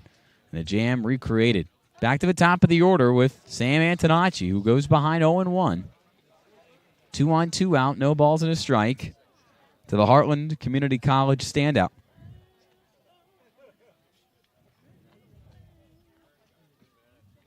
Gonzalez looks at second. Out of the plate, the 0-1 offering. Swung on, missed again. Antonacci behind 0-2. In danger of leaving 2 runners in scoring position stranded for the A's. An opportunity to blow the game wide open here from Veterans Field. 1-0 in favor of Chatham, bottom 5. Casarilla on third. He singled. Hobson on second. He doubled. Here's the pitch. 0-2. Gonzalez got him. A bit of drama. And a wild turn of events for Gonzalez, but works out of a jam and keeps it a 1-run ball game after 5. The Stetson kids getting it done on the mound for Kelly Nicholson. Top of the 6th we go on the Birds Broadcast Network.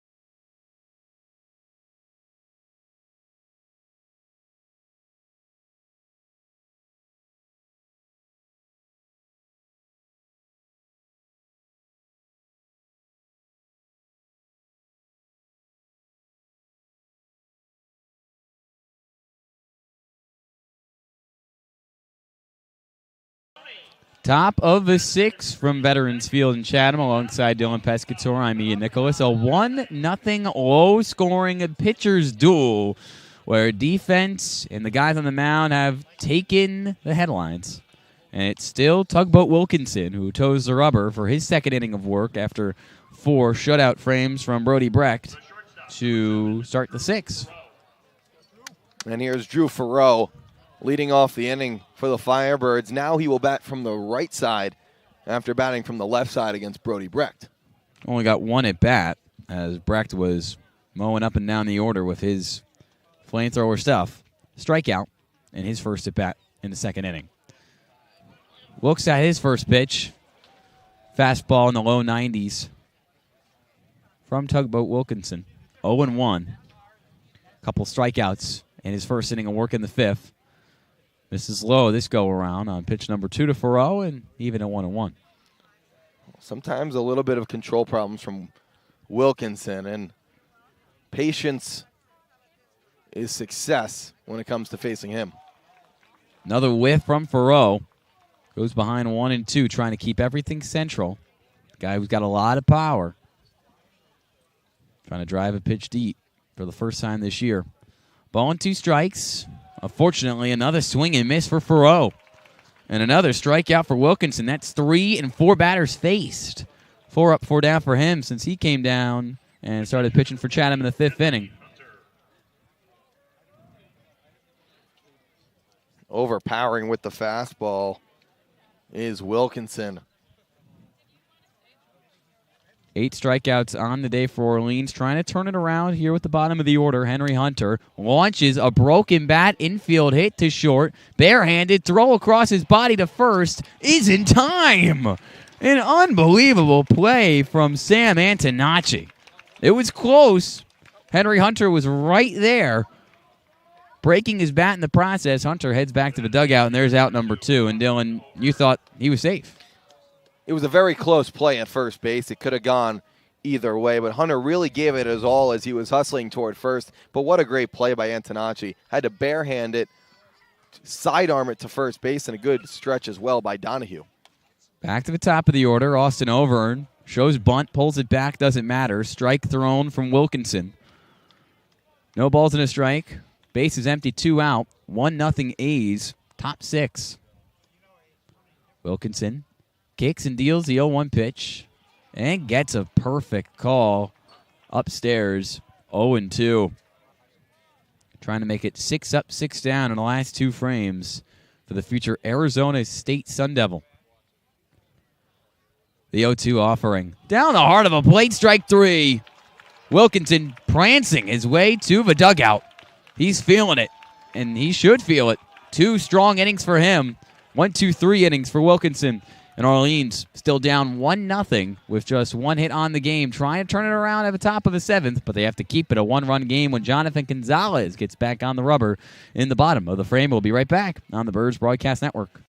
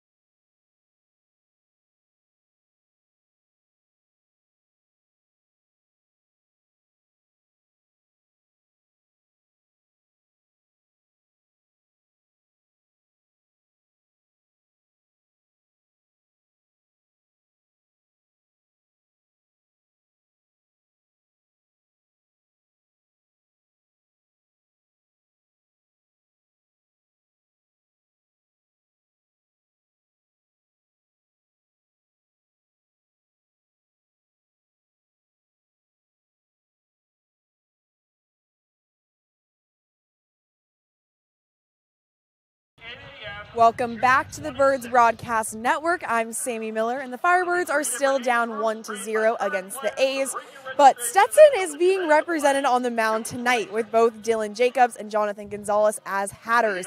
They knew that there was a possibility of having the Stetson 1-2 punch tonight, and they said they almost felt like they were back in Florida playing in the A-Sun Conference. For Jacobs, he knew that when the time came, his collegiate and now Firebirds teammate would have his back coming in as the reliever, and you can see that chemistry from a mile away. Guys, back to you. Thanks, Sammy. Jonathan Gonzalez working wonders for Orleans in the 5th. Trying to keep it the same in the bottom of the 6th, a 1-0 game in Chatham's favor. First man up for the A's happens to be the second man of the order, Jared Spraglott, out of Richmond, who struck out both swinging and looking.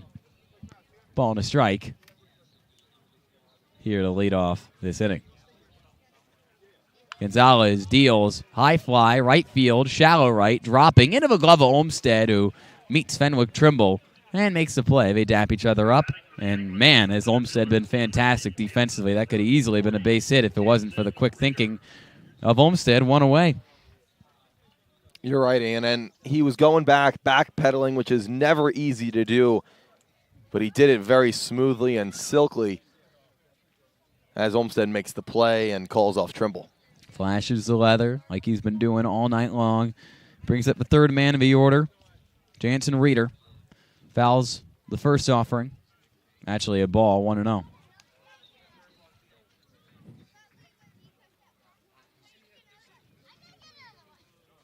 Reeder with a strikeout and a flyout on the night.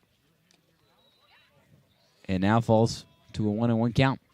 Base is empty, 1 out, 1-0 A's. Top 6. The pitching fantastic from both sides. 2-1. Gonzalez's stuff has really looked great, and just like Jacobs, he's getting a lot of swing and miss, and by a large margin as well. A lot of these batters seem a bit confused by Gonzalez's pitch movements. The 2-1, missing low and away, 3-1. Plenty of batters have been confused by Gonzalez. The rising senior, a 4 ERA, 91 strikeouts in 72 frames for the Hatters last spring. His 3-1 is cracked right back into his glove, but he can't get it. Now he barehands it, throws the first over to Hyde, and it's in time. The defense has been on display, and Jonathan Gonzalez on the mound maybe he belongs somewhere in the infield or outfield. He has been fantastic. And there's out number 2 of the inning with the ground out for Reeder. Great job by Gonzalez. Even though he didn't catch it, he stuck with it, and he had to with the speed of Reeder. Got to the ball really, really quick and threw it over to Hyde, who was able to stretch to get it just in time. But you know what they say, pitchers are athletes too, and that's what Gonzalez is proving. No balls and a strike. Nobody on, 2 out. 1-0. Chatham, the lead, bottom 6, but Gonzalez looks like he's going to keep it a 1-run game. Still has to work against Donahue, who's 0 for 2. Struck out in the second, also struck out looking in the fourth. Gonzalez deals low and in for ball 3.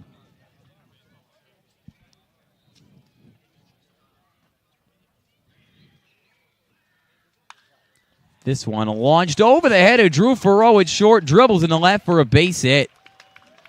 A 2-out single. And the 4th hit of the night for Chatham. Lyle Miller Green gets it done.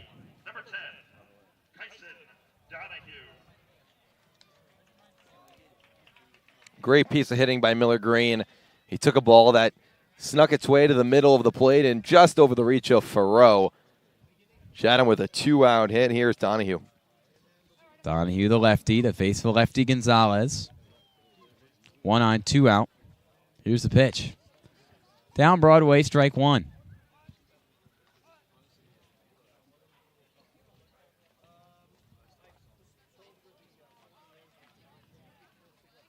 Gonzalez gives a look to Hunter. Gets the sign. Glances at first and deals. Swing and a miss and a nasty off-speed pitch, but the runner takes off for second. Hunter throws. And safe at second. Seal in the bag, Lyle Miller Green. Lost the headgear and everything. Hunter gave it everything he had, but was too far away from the plate to make a strong enough throw over to second. Now another runner in scoring position for Chatham. Lyle Miller Green, after his single, takes a large lead off the bag. Gonzalez deals, and this pitch gets by Hunter. And breezing his way over to third, Miller Green. 2 pitches, and all of a sudden, Miller Green has made his way around the diamond after his single.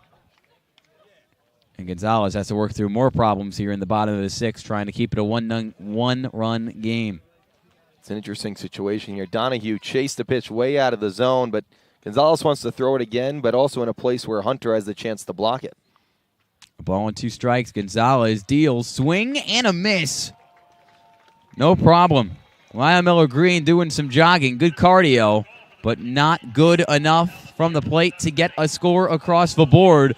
6 innings down.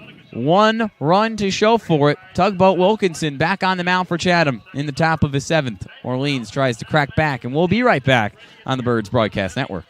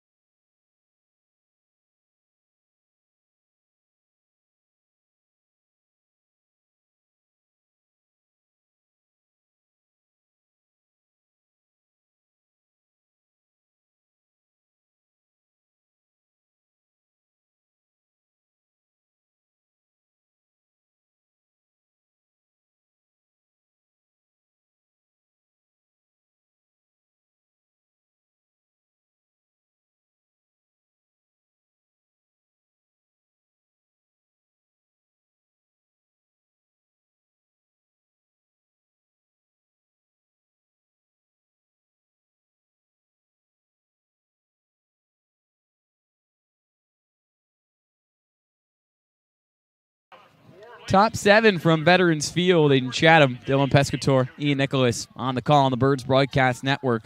3rd inning of work out of a bullpen for Matt Tugboat Wilkinson, the former Central Arizona standout, headed to Arizona State next year, and for good reason. 6 up, 6 down against him. He faces 2-3-4 in the Orleans order. It starts with center fielder Eddie King. King the righty against the lefty, Wilkinson. His first pitch of his 7th. King tries to lay down a bunt, popped up high and foul down the first base line. 0-1. And I love that idea from King to get a bunt down in any way he can. Orleans is trying to get some base runners on, and with Wilkinson, and he has to get off the mound and make the play. It would be tough, and King has great speed as well. Just one hit on the game for the Firebirds. And tries to lay that bunt down again. Takes a strike, never pulled it back. 0-2. King has elite speed, over 30 stolen bases last year in summer ball in the Prospect League, where, as Dylan mentioned earlier in the broadcast, he was a Prospect League Player of the Year. No balls, 2 strikes. Wilkinson's offering. Misses low. 1-2. Bases empty, nobody out. King leads off in a 1-0 game in favor of the A's over the Firebirds. First of 6 meetings this year between these two East Division rivals. At the belt, end of a line, the 1-2. Upstairs, King checks his swing and takes ball 2. A lot of heat up top in the zone, and especially with the lefty, the fastball starts to ride outside to righties, starting on that outside corner and ending up in the left-handed batter's box. The 2-2, cut on and missed. Wilkinson, his 4th strikeout in 2 1/3.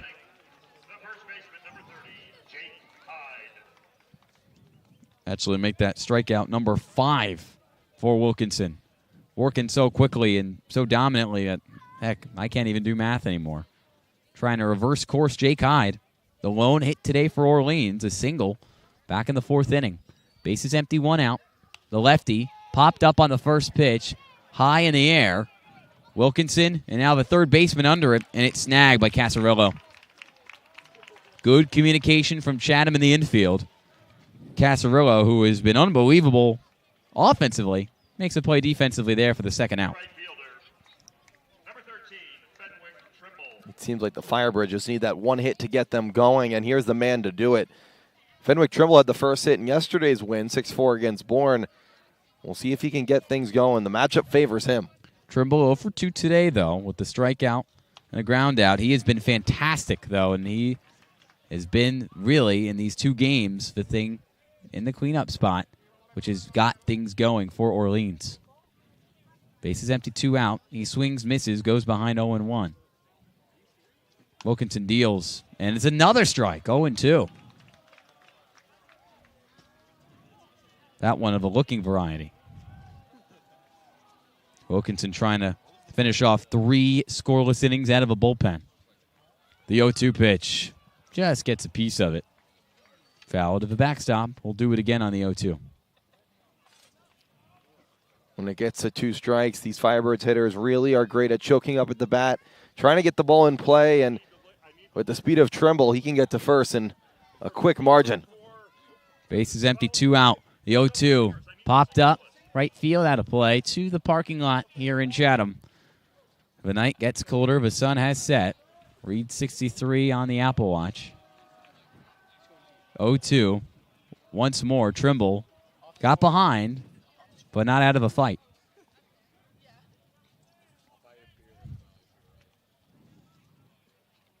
Wilkinson sets, deals the 0-2. Misses as it bounces in front of home plate. Trimble takes the ball. On the 5th pitch of the at-bat, behind 1-2. Good take there by Fenwick. He's really battling here against the lefty Wilkinson. 1-0 A's, top 7. Orleans looking for some momentum with 2 outs. 1-2, high fly, headed towards right center. Underneath it, Spraglott at second. Just on the infield dirt, able to track it down. Fell to 2 knees, ranging to his right, but caught it in the lights. Makes the play. And another 1-2-3 frame from Tugboat Wilkinson. Time to stretch. 1-0 Chatham. We go to the bottom of the 7th.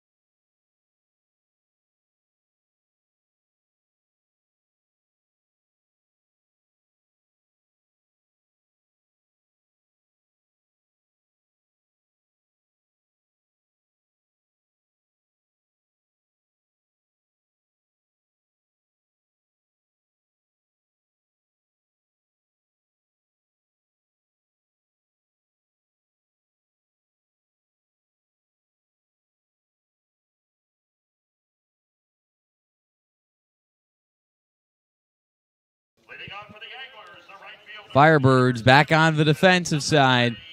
Jonathan Gonzalez still toes the rubber. And it faces 6, 7, and 8 in this Chatham order, beginning with Mark Schallenberger. 0 for 1 today. Walked in his last at-bat against Dylan Jacobs in the 5th inning. Now faces Gonzalez, another Stetson pitcher, and goes behind 0-1 with a whiff.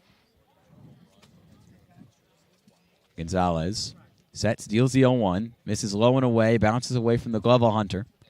1-1. And although the offense hasn't gotten going just yet, the pitching has been great for the Firebirds.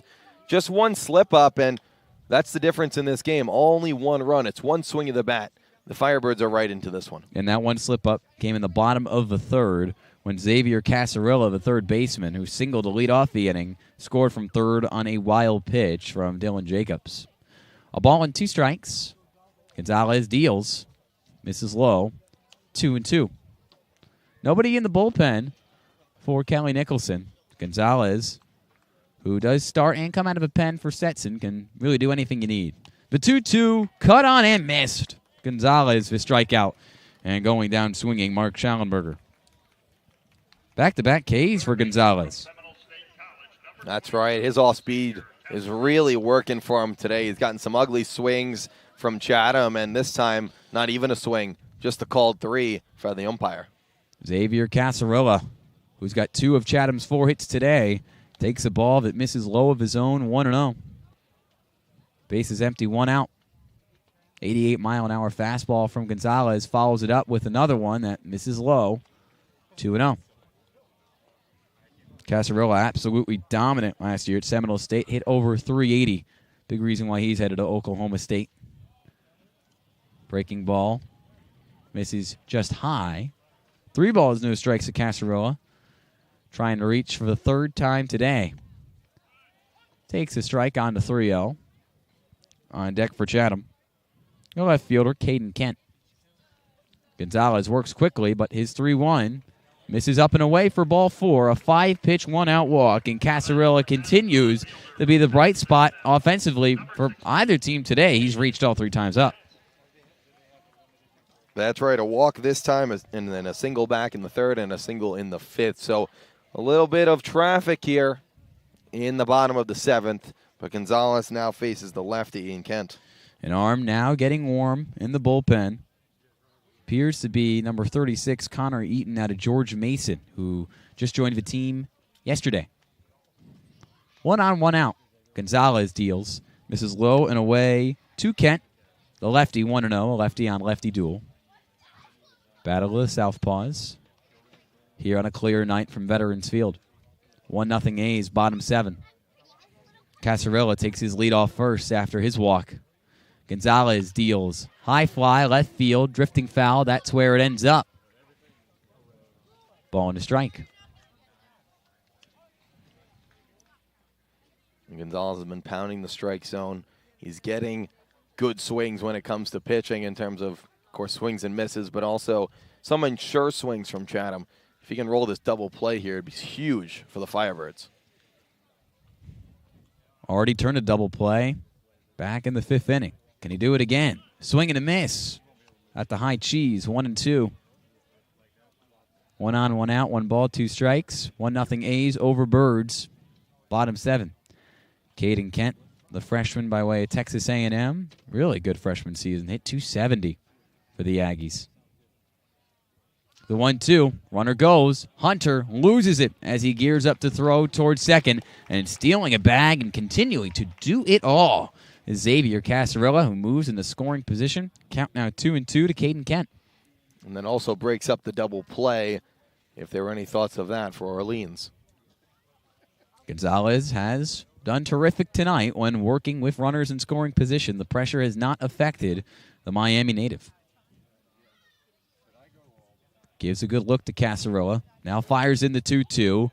High bounce over to first. Pops out of a glove of Casey. There's no one to cover the bag. Does he step on it in time? He does with his right foot. Bit of a bobble, but Casey able to make up for it. And now moving over to third, Jake Hyde with an unbelievable defensive play. Casarilla moves to third. 1 on, 2 out. Great play by Hyde. Even though he made a little bit of a mistake and it bounced on the ground, he didn't panic. He didn't make a big deal about it, picked it up, stepped on first, and that's the end of the day for Jonathan Gonzalez. He is responsible for the man on third, but overall, he came into a huge jam in the fifth. 2 on, 1 out, got out of it, and now they will call on Connor Eaton to get out of a jam created by Gonzalez. We'll be right back to tell you about Connor Eaton making his first appearance as a Firebird and trying to keep it a 1-0 game with a runner on third. Let's see if he can do it when we come back on the Birds Broadcast Network in the bottom of the 7th.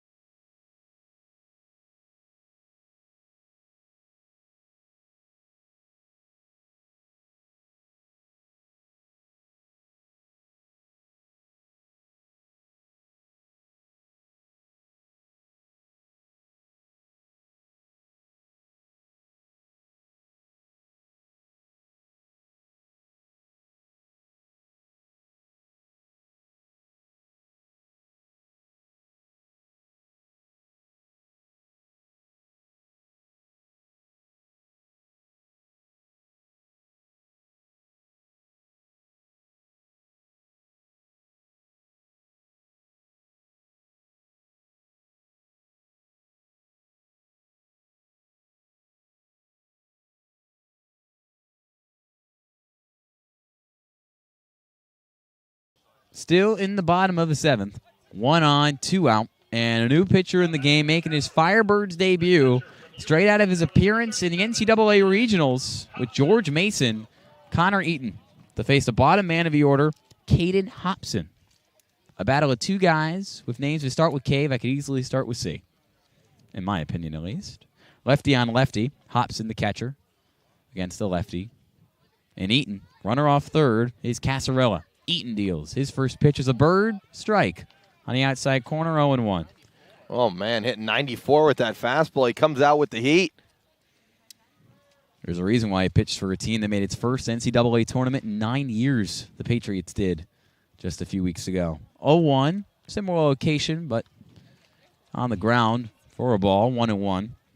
Hobson, 1 for 2 today with a ground out and a single in the 5th. That was the last at bat that Dylan Jacobs saw, the starter. The 1-1 misses low and away yet again. 2-1. Hunter with a good block there. He was scheduled to get the pitch inside, however it went outside and got his glove just in time to it, or else it would be another wild pitch and another run. However, he did a great job there. Eaton's 2-1. Still missing low and away. 3 balls and a strike. Trying to get back in this at-bat with Caden Hobson before going back to the top of the order with Sam Antonacci. Runner off third is Xavier Casarilla, who scored the lone run today for Chatham in the 3rd inning. 3-1. Fastball down the middle, strike 2. Counts full, some serious gas as Eaton loses his hat in the process. Got a great flow underneath it and keeps it tidy under the red Orleans cap. 1 on, 2 out. Full count. Lefty on lefty. Eaton versus Hobson. Here's the pitch. Fastball low and away. Ball 4. A nice little battle between the 9-hitter and Eaton, and Hobson wins it. Reaches for the 2nd time in a row with a 2-out walk. Runners on the corners, Dylan, and now back to the top of the order with Antonacci. Not the worst thing that could have happened there. Eaton had first base open, so walk is a walk, but it's all about getting this 3rd out, and Antonacci 0 for 3 on the day, especially a strikeout against Gonzalez, also a lefty, and Eaton with the heat. Let's see if he can get the final one of the 7th. Antonacci 0 for 3, a couple ground outs and a strikeout. At bat number 4. Looks to bunt. Pulls it away, takes a strike nevertheless. 0 for 1. He sees that Penny's playing back at third and Hyde is holding on the runner at first. So a bunt could work, especially with the speed of Antonacci. Just where would he put it? First and third, 2 out. Eaton misses low and away, and it gets by Hunter. And for the second time today on a wild pitch, it's going to be Xavier Casarillo who scores for the Anglers. 2-0 Chatham over Orleans. Moving over to second, Caden Hobson, and the count now 1-1 to Antonacci. Never easy to debut for the Firebirds, especially in such a league of such prestigious level. And Eaton just let the nerves get to him a little bit there. He held on to the fastball just a little bit too much. It got away from Hunter. And Eaton his first summer in summer ball, considering the fact that he did not play during his freshman year at George Mason, had Tommy John surgery. Was a every weekly starter for them this past season. Timeout called from Antonacci, a ball and a strike. He steps out of a left-handed batter's box. 1 on, 2 out, 1 ball, 1 strike. Runner on second is Hobson, who walked and moved over to second after the wild pitch scored Xavier Casarilla to increase the Chatham lead 2-0 in the bottom of the 7th.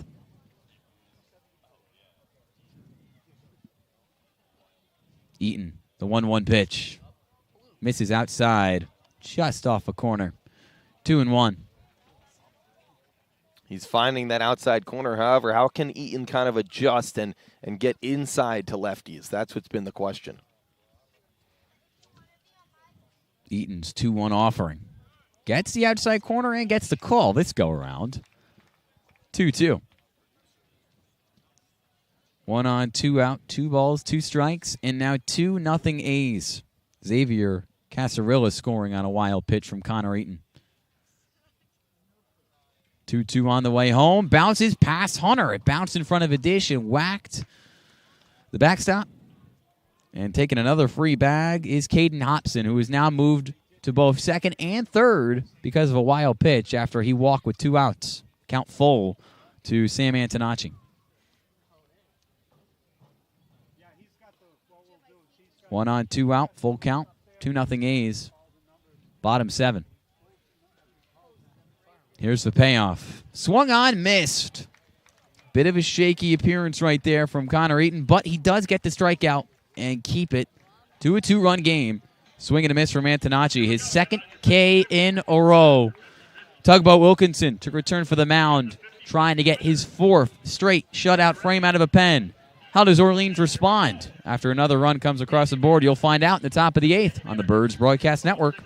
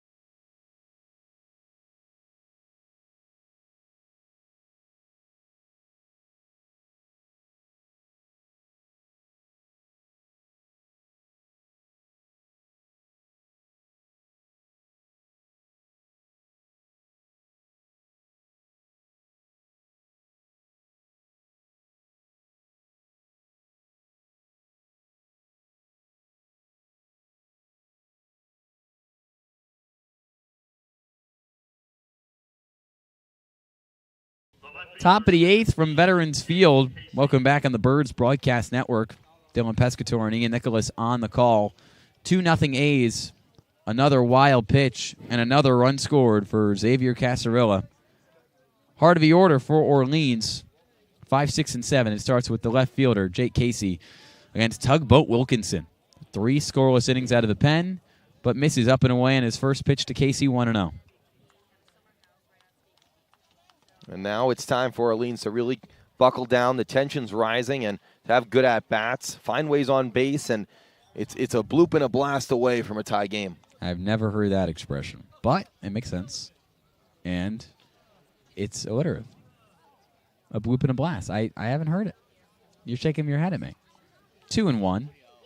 Pitch bounces at the plate. Casey gets ahead. 0 for 2 today with a pair of strikeouts. 1 swinging, 1 looking. Leading off here in the top of the 8th. The 2-1. Cracked. Another broken bat. Weakly grounded towards first and hustling to the bag and getting the force is Donahue. You know, I don't have the exact number on broken bats for Orleans in the first 4 games, but it has to be upwards of 5 to 6. I mean, Farrow had 1, Hunter had 1, and now Casey gets 1, and those aren't cheap. So I hope they have some type of deal, maybe a discount, maybe buy one get one free for this team, because there's a broken bat. It seems like almost every game. Another arm getting warm in the bullpen for Orleans. Hey, you want to make a donation? Come to Eldridge on Friday. We might need a broken bat fund because they are just dropping like flies. Orleans back at home on Friday against Catuit, but on the road tomorrow against Wareham. A ball and no strikes to Johnny Olmstead, the righty. Gets another ball, low miss from Wilkinson. 2-0. Olmstead also 0 for 2 today with a pair of swinging Ks. Bases empty, 1 out. 2-0 Chatham, top of the 8th. 2-0 pitch, swung on, and gets a piece of it, fouled it into the netting. 2-1. Olmstead, the big hero last night's game, 3-run home run in that 6-run third inning to put Orleans on top of Bourne for the second win of 2023. 2-1 pitch, also fouled, this time over the backstop into the parking lot behind Veterans Field. Watch out for your cars, 2-2. I should have thought about parking in a different place maybe. I get nervous every time they hit it behind. That's why I didn't bring my car out here to the Cape. I knew it would be in a lot of ballparks with good hitters who were going to put the ball in and out of play. 2-2.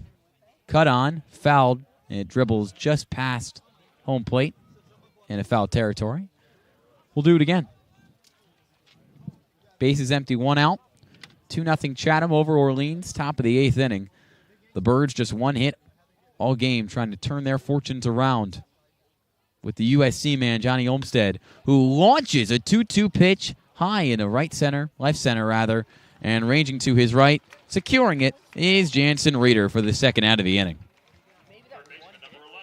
Put a good barrel on it, though. Absolutely, and Olmstead, it was kind of similar to his swing yesterday where he hit it out.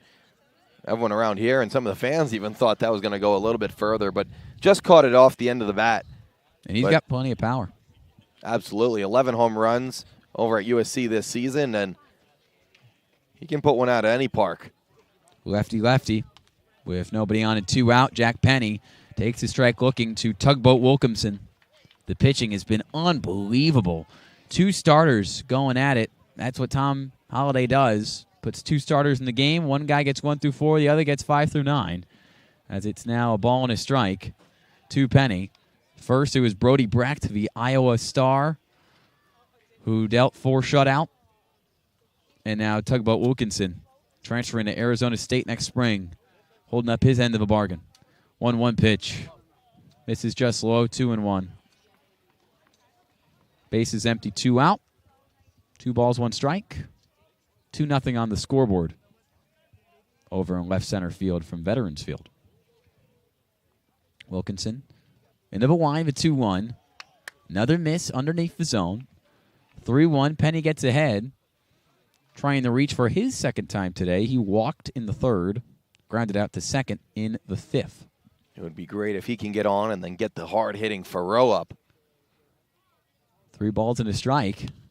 Popped up behind home plate. And 1, 2, 3 kids racing for it. They're still racing for it. 1 kid hits the deck, goes into the fetal position, and has the ball. Seems like a dog pile over there for the ball. 100th season, those balls are valuable. Sponsored by Baseball Cloud, of course. But yes, in the centennial season of the Cape League. Super valuable. 3 balls, 2 strikes. Nobody on, 2 out. Jack Penny, Tugboat Wilkinson going at it. High fly, foul territory, left field. Chasing for it. Casarillo runs out of room. We'll do it again on the full count. Penny is really putting up a battle here. You can tell he's really starting to get his timing down as the games go along. He's played in all 4 games that the Firebirds have played so far this year. Wilkinson trying to get through 4 innings, but Jack Penny not making it easy. 51 pitches for Wilkinson, 33 of them for strikes. Bases empty, 2 out. Wilkinson kicks, deals the payoff. Right down the middle, strike 3. Penny goes down looking. 4 shutout for Tugboat Wilkinson, who's amped as he goes to the Chatham dugout. Keeps it a 2-0 Anglers lead over their East Division rival Firebirds. As we head to the bottom of the 8th inning, we'll be right back in the bottom of the 8th on the Birds Broadcast Network.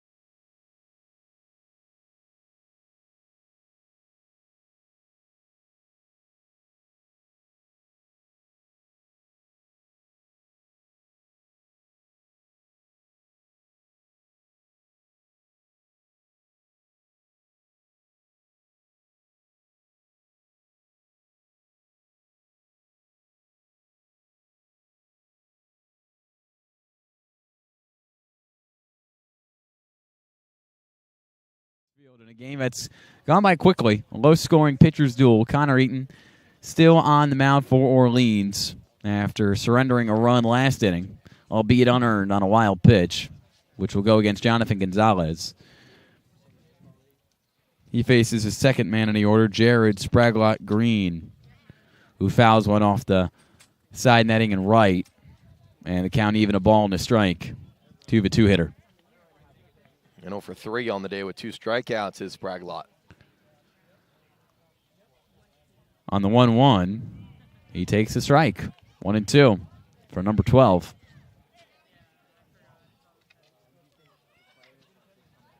Only 1 hit for Orleans on the day, but Chatham just 4. A's still in search of its first win on the year.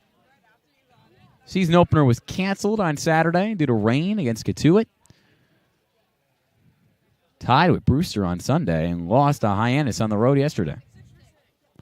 3-2, a low and in miss to variety. Spraglott, lefty, Eaton still dealing. Jansen Reeder on deck. The payoff pitch, grounded towards short. Farrow gloves it, throws it with his right in time to Jake Hyde. 1 up, 1 down. Now batting for Chatham, the center fielder from the University of Kansas. Number 40, Jansen Reeder.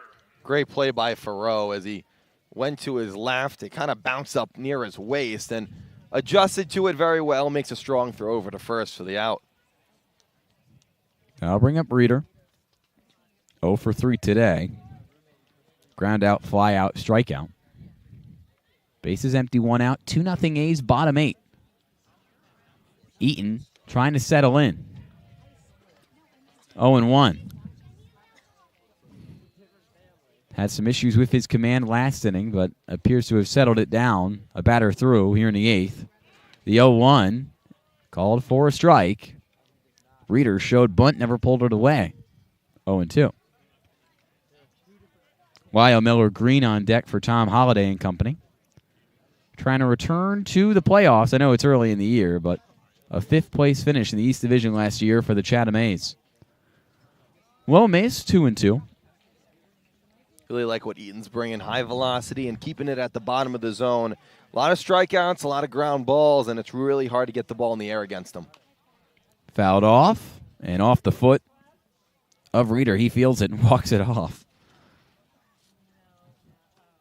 Still 1-2.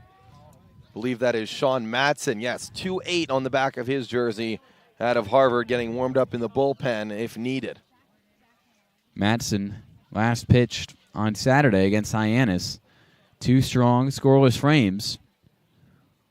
The well-known closer on this team, Chris Clark, also a Harvard man. Closed out last night, got the final 2 outs against Bourne. Popped up, foul ball towards left, and snagged. The foul balls are just going to everybody today. Ball and 2 strikes. Base is empty, 1 out. 2-0 A's, bottom 8.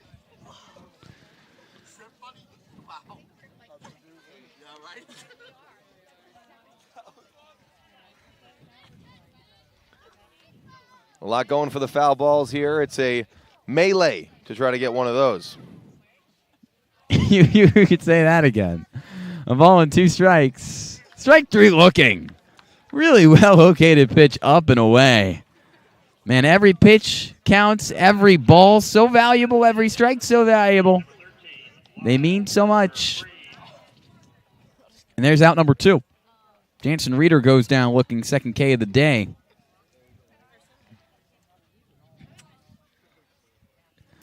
And I'll bring up Lyle Miller Green. Batting cleanup. Base is empty, 2 out. Old check me swing. He went 0-1. 2-0 A's, bottom 8. If you're looking for offense, this hasn't been the game for you. The 0-1. Weekly chopped towards short. Farrow easily makes the play. Slings it over to Jake Hyde at first. The A's go down in order. Connor Eaton settles in his Firebirds debut and gives Orleans the opportunity in a tight game to let the bats come alive in the 9th inning. Just 1 hit for the Firebirds all day, but can they build some momentum in a 2-run ball game at the top of the 9th? We'll see when we come back on the Birds Broadcast Network.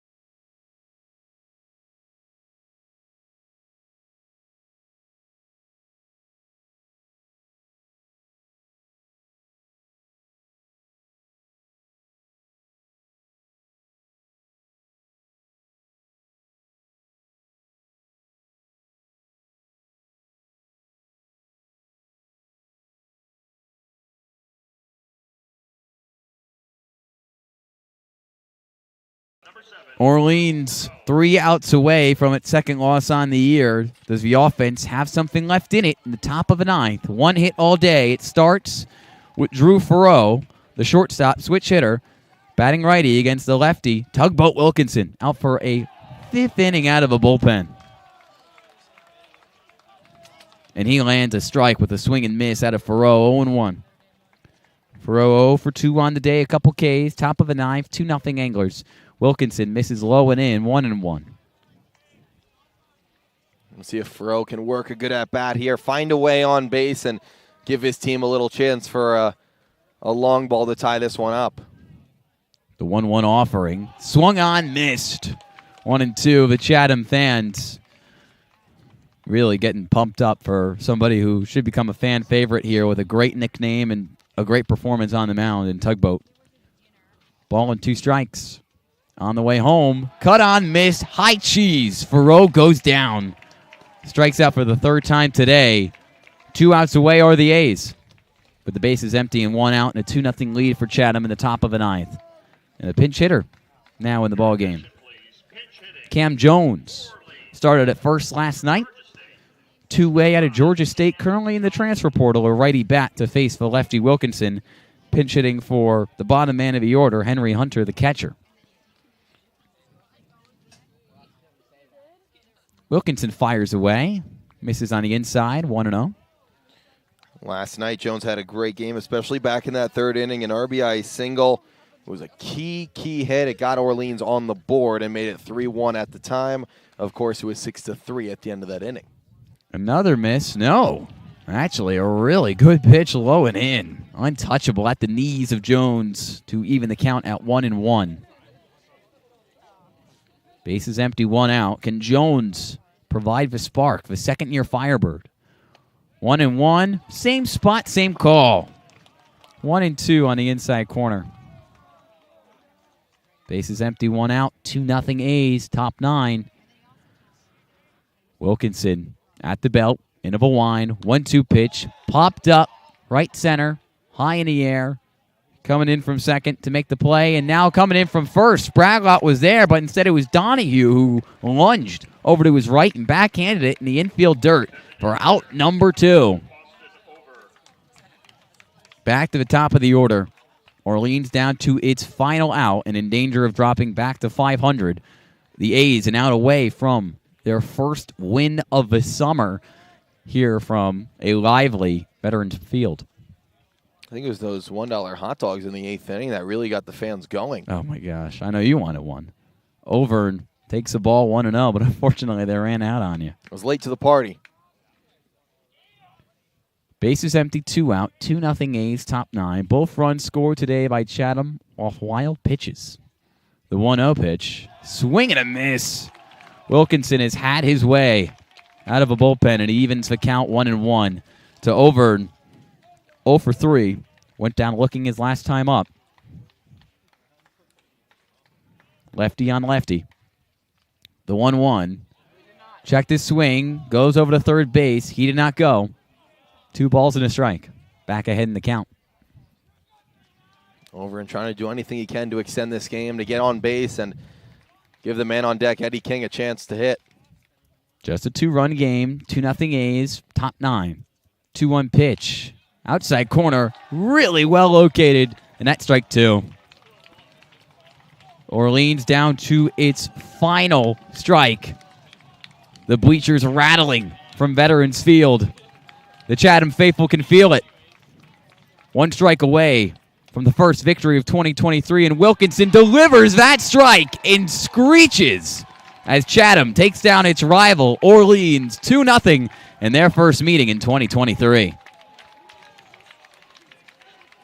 All it took was 2 pitchers for Tom Holliday's 2. Brody Brecht with 4 innings, and Tugboat Wilkinson with 5 frames and 1 hit for Orleans, where the pitching was fantastic, Dylan, from the Firebirds, but with 2 really unbelievable pitchers, they just couldn't be stopped. You're right, Ian. It was a tough night for the offense. It was because of the velocity and just the control that Chatham brought to the dish, and it was great pitching, but also you have to think of the positives that Orleans can take out of this game, which is their pitching was also really, really good. From Dylan Jacobs to Jonathan Gonzalez to Connor Eaton, all got their first appearance as a Firebird and really pitched well. If not for 2 little slip-ups when it comes to wild pitches, this game would still be 0-0. So when you think of opening day, when you think of yesterday and today, pitching has been really, really good for Orleans. It's just when can that offense get going, and then they can put it together and really start to go on a run. Question is, when will the offense put it together? Had great moments yesterday with a 6-run third inning. Today, though, running into that dynamic duo of Brody Brecht and Matt Wilkinson, who they will see probably many times to come. 5 more meetings with Chatham But as you mentioned, it wasn't necessarily the Chatham offense that got this thing done. Only 4 hits on the day. How about we talk about the individual effort, though, from Mr. Xavier Casarella. He was everything for Chatham today. You said 2 wild pitches wouldn't get the job done. Well, he got on base 12 times, made his way around the bases, and also played some really good defense over at third. And that's right, Ian. It was a little bit of walks, and then the wild pitches allow runners to extend. But really, the Chatham offense was not the answer today. It didn't really do much, as we see on the scoreboard. Only 4 hits. So limited base runners. The Orleans pitching was good. However, it needed to be perfect, and Chatham's pitching was perfect. That it was. 2-0 the final. Orleans drops to 2-2 on the year and now 0-2 against East Division teams, including Sunday's loss at home to the Harwich Mariners. Meanwhile, Chatham with the 1-1 record. One of the last teams in the CCBL to pick up its first win of the year. And they'll see each other 5 more times. So Orleans with plenty of opportunities to get revenge. But that's all we've got from Veterans Field tonight on the Birds Broadcast Network, as we are going to close up shop here on Cooling Down. And, of course, we like to thank one of our post-game sponsors in Mazzio Construction. Mazzio Construction, LLC, works hard to build a resume for itself. Let us put our knowledge, experience, and passion together to work for you. Our team is committed to exceed your expectations. New home, addition to existing home, renovation, they do it all. We work closely with our clients to make sure that all your needs are met. Honest, on time, with a good schedule, and passionate about what they do. Give them a call. Let us introduce you to their work, and let's see how we can help you. Mazzio Construction. That it is. Wrapping it up here on Cooling Down. Dylan Pescatore, Ian Nicholas, Sammy Miller. Signing off for now, but we'll be right back at it tomorrow with another radio broadcast off the Cape in Wareham. Another West Division showdown for Orleans early in the season. Make sure to tune in against the Gatemen. That game could potentially get rained out, though. There is some rain in the forecast out in Wareham, so make sure to look at our social media to see if that game does get played. If it doesn't get played, then it would most likely be made up on Thursday, which is the scheduled league off day. So we'll see you tomorrow or Thursday for the Gatemen right here on the Birds Broadcast Network. Have a great Tuesday night. 2-0 the final score. Chatham takes down Orleans here from Veterans Field.